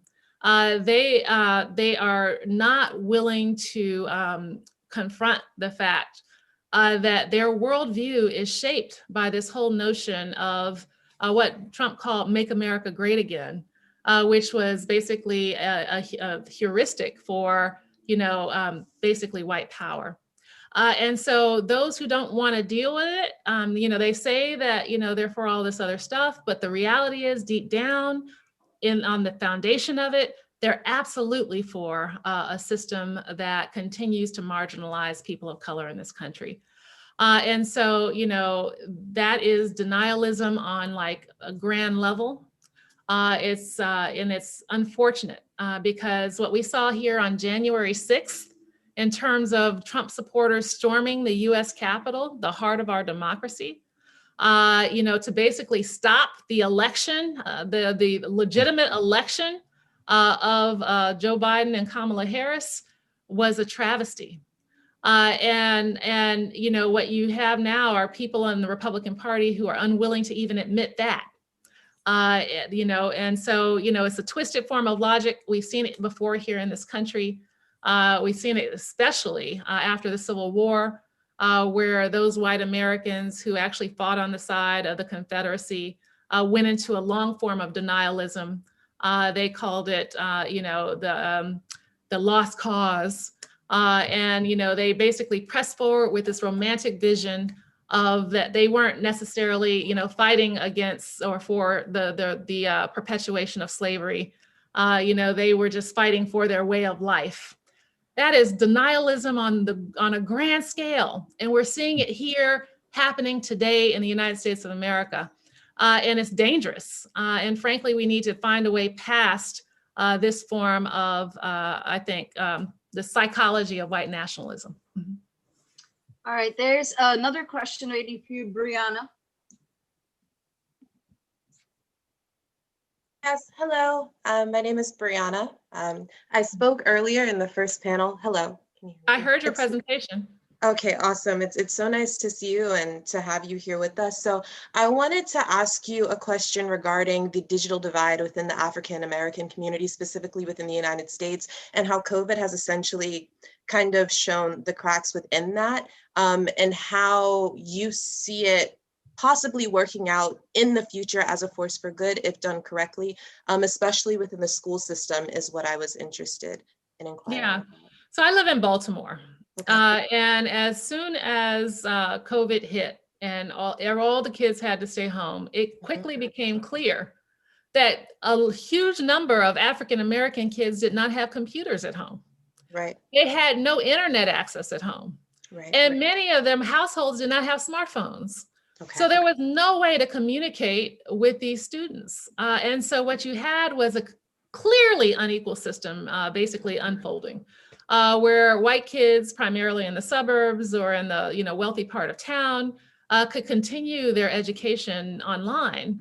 Yet African-American kids who are disproportionately low income had no access.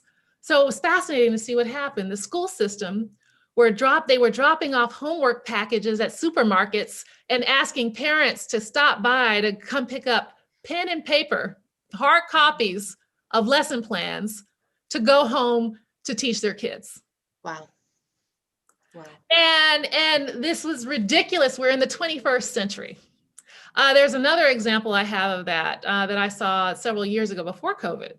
Where the Affordable Care Act was passed here in America. We were encouraging people to sign up.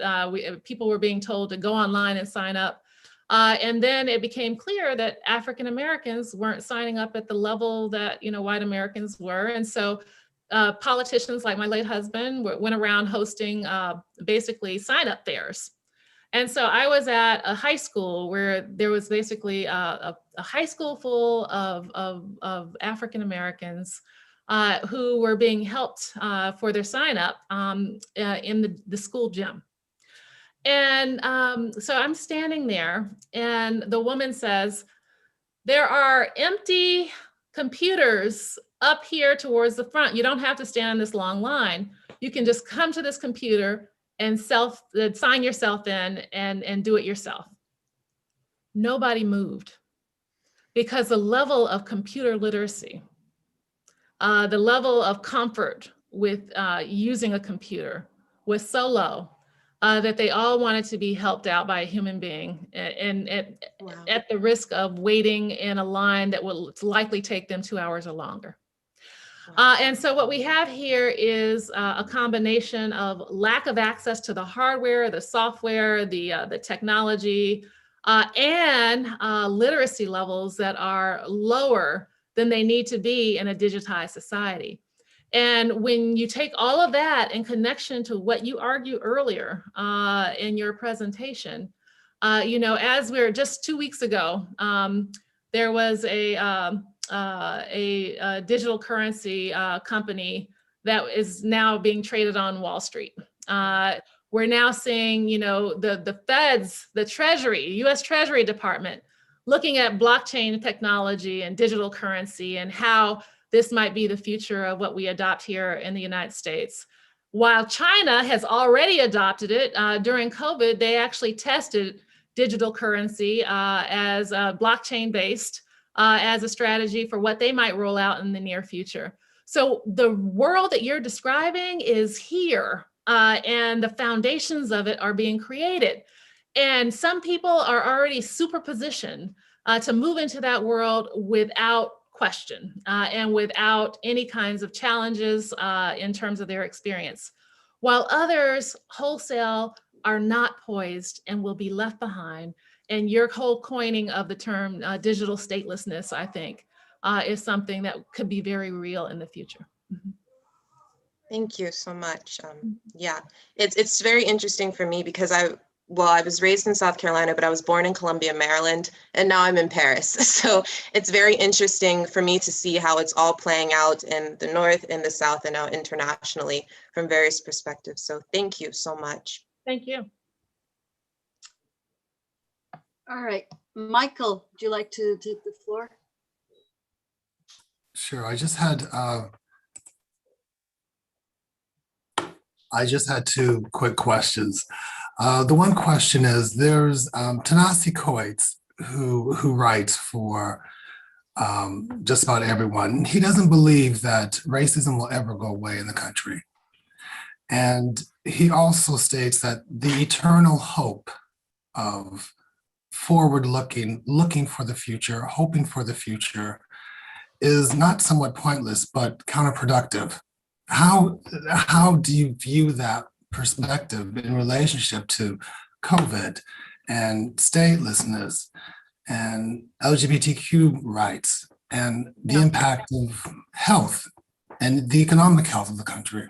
So if you're saying that he's arguing, and it's Ta-Nehisi Coates, and he's from Baltimore, the place that I live right now, that he's arguing that it's hopeless to be hopeful, I think that is absolutely the wrong place to be in because of this. I've heard it said that, we don't have the luxury of being cynical. We don't have the luxury of being hopeless because the second that we all believe that this is all for naught, then that's the second that we're all back in chains. Because he's absolutely right from the perspective that racism will never go away, but it absolutely will never go away and will take over the nation and the world if those who would be soldiers for justice and truth and a multicultural society fold up their tents and go home. And so, this is an ongoing battle, and it's a battle that, continues to animate entire forces in our country and certainly in our world. And so to me, it is a battle of good and evil. Good is a vision of our society and our world where we all recognize our humanity, where nobody is treated as substandard or subhuman because of skin color or gender or ethnicity or religion. It is a nation and a world where we are welcoming and where we celebrate our diversity and our differences. To the extent that, that the opposite of that is true, we've seen how that plays out. We've seen a world where capitalism is driven by racist paradigms. We've seen a world where democracies or governments or systems of governance are driven by sexism. We've seen and we've lived that world. Now let's try something new. It's time for us to go to a future that hasn't been had before, but it's one that we can actually realize if those who are hopeful continue to press forward. Thank you. Maya, are there any other questions? Reading, I didn't see them in the chat or comments. Was Tiffany's question asked? Do you think that losing rights does not stop with people of color? Oh, good, you saw that, because she was like, "Oh, never mind." So yeah, that would be great, because she's running out of battery or something. So if you would answer that, do you see it, Maya? Do you? Yeah, I see it. Do you think that losing rights does not stop with people of color, and that if that succeeds, it will only stop at the elites powerful? If so, do you think it's possible to educate people to do this? Yes. So losing rights absolutely does not stop with people of color. We see it in terms of, you know, as I mentioned, and by the way, somebody talked about the Rohingya earlier. I mean, the status of the Muslims in India is tragic. What's happening, you know, what's happened here in the United States has been tragic. You know, certainly, you know, there are all kinds of forms of discrimination that people hold. And we've seen how it operates across societies. And so, you know, we have to fight as people of color. We have to fight, you know, as, you know, these various other categories of discrimination, whether it's gender, women, et cetera. And so, but my argument is that we shouldn't all be fighting these same fights singularly. Right.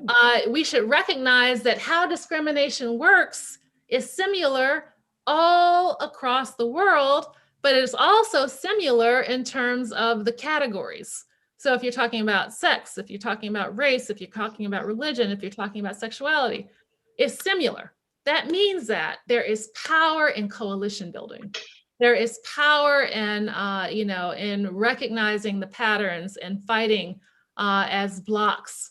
There's power in joining together to say that this is simply not acceptable.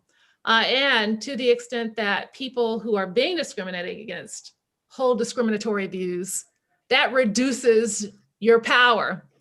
African Americans who do not stand for LGBTQ rights are diminishing the power of Black freedom. If you're not standing for women's rights and you are, you know, maybe, you know, a Muslim, you are diminishing the power of making sure that Muslims are not discriminated against. If you stand as a person who is being persecuted and you persecute others, you are diminishing the power of moving our nation and our world towards this vision of unity, of multiculturalism. And so we've got work to do both within groups, but also across groups in order to make this a reality. Great, thank you, Maya. Edgardo, you're muted. Oh, thank you. Thank you for the presentation again. I just had a comment regarding to what Michael said about. I'm not sure if he was saying that it was hopeless, but I do feel what he's saying, because addressing to what Dr. Dreyer asked earlier about why Trump has so much support here in America, it's an issue I've struggled with it myself. But then I look around, and my family's obviously Hispanic. We're immigrants from Mexico, and my family first came here illegally. They were stateless. Back then, it was a little bit easier to get documents that it is now. But I see cousins that voted for Trump, and I shake my head like, what's going on here? But I think going to what Michael and Dr. Dreyer said, I think fear sells a whole lot easier than hope, unfortunately. So when they see people, masses of invading hordes, as Trump said, some people, it strikes a chord with some people, even if these people are the same color I am, brown. You know, you can easily be afraid of crime or whatever, or as Trump said, they're carrying diseases, and so it is disheartening. And so I understand what Michael's saying, that it is disheartening to see the results. And go into what Dr. Dreyer said, asking why does Trump have a lot of support? Unfortunately, I think he and those like him did a great job in selling fear, and a lot of people bought it, are buying it, and sadly enough will continue to buy it. So I of course we address this fear with hope, but I think it's just, I think some people it's easier to be afraid than to be hopeful, I think. So 74 million people voted for the fear factor in this last election. but 84 million people voted for the hope factor. But let me tell you what the research says. The research actually shows that when white Americans, no matter whether they are liberal, moderate, or conservative, are presented with data that shows that the nation's demographics are shifting and that the nation is becoming blacker and browner, every single one of them shifts to the right, no matter what their ideology is. Meaning that what you just said is absolutely correct. Fear of a future that, that is different is certainly it's a very strong motivating factor for many people, and they don't even realize it. They don't understand their implicit biases. They don't understand all of the cues that have basically shaped their worldview. And so they're just reacting. And so, yes, fear is a strong motivator, but we saw that hope is also a strong motivator. All right, thank you very much, Maya, for taking all of those questions. To stay on track with time, I think we'll stop here. If there are any questions to follow, I think you'll get everyone's email addresses that we can use to continue this conversation.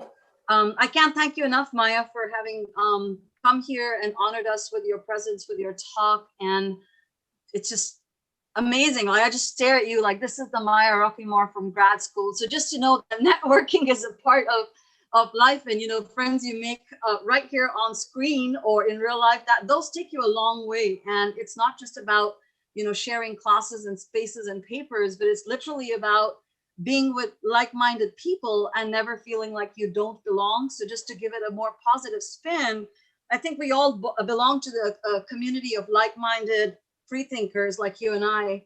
And I think that should really have that spark that Maya was talking about, in terms of not seeing every one of these intersectionalities and injustices as separate things, but literally working together to a cause. I just wanted to, as you were talking, Maya, just two things came to my mind. One was recently I was at the Palais de Justice, which is in France, sort of your ultimate, right? And I was having a chat about justice. Of course, being a theorist doesn't help. And that guy looked at me really frustrated and said, we don't render justice here. We just enforce the laws. Do you not get it? And I thought that spoke so much for the problems that we've sort of laid out, that they're all institutionalized in so many different arenas, the social, political, economic, historical, that you literally beg for something there to be undone before we can move forward. And I also say this very often when I teach class and when I go into justice, is that those who have the power typically don't have the incentive, and those that have the incentive typically don't really have the power. So it's about really pushing forward with all that you all have brought to this conference. As the AGS faculty conference organizer, I mean, this is my 15th baby, as you've heard several times today. And I feel that all the topics that we covered in the past on, you know, refugee politics, racism, sexism, intercultural dialogue, evolving borders, inclusion, exclusion, religion, gender, identity. I just feel like this is not, this conference here on statelessness, and especially the way we're doing it, our COVID Zoom edition, is not just another brick in the wall. It actually has exposed so many of the cracks in all the bricks that we have laid up until now. So I really, really appreciated everyone's contribution to the conference, all of your papers, Toby, Brianna, Fabio, Gabrielle, Kelsey, Simone, Katie, just absolutely fantastic jobs. It's so nice to hear young blood bring issues that we're all fighting for together, to Ambassador Einig and Ambassador Dreyer for having you know, graciously accepted to moderate these panels, to our opening speaker, Marsha Grant, and then our closing, Maya Rockimore.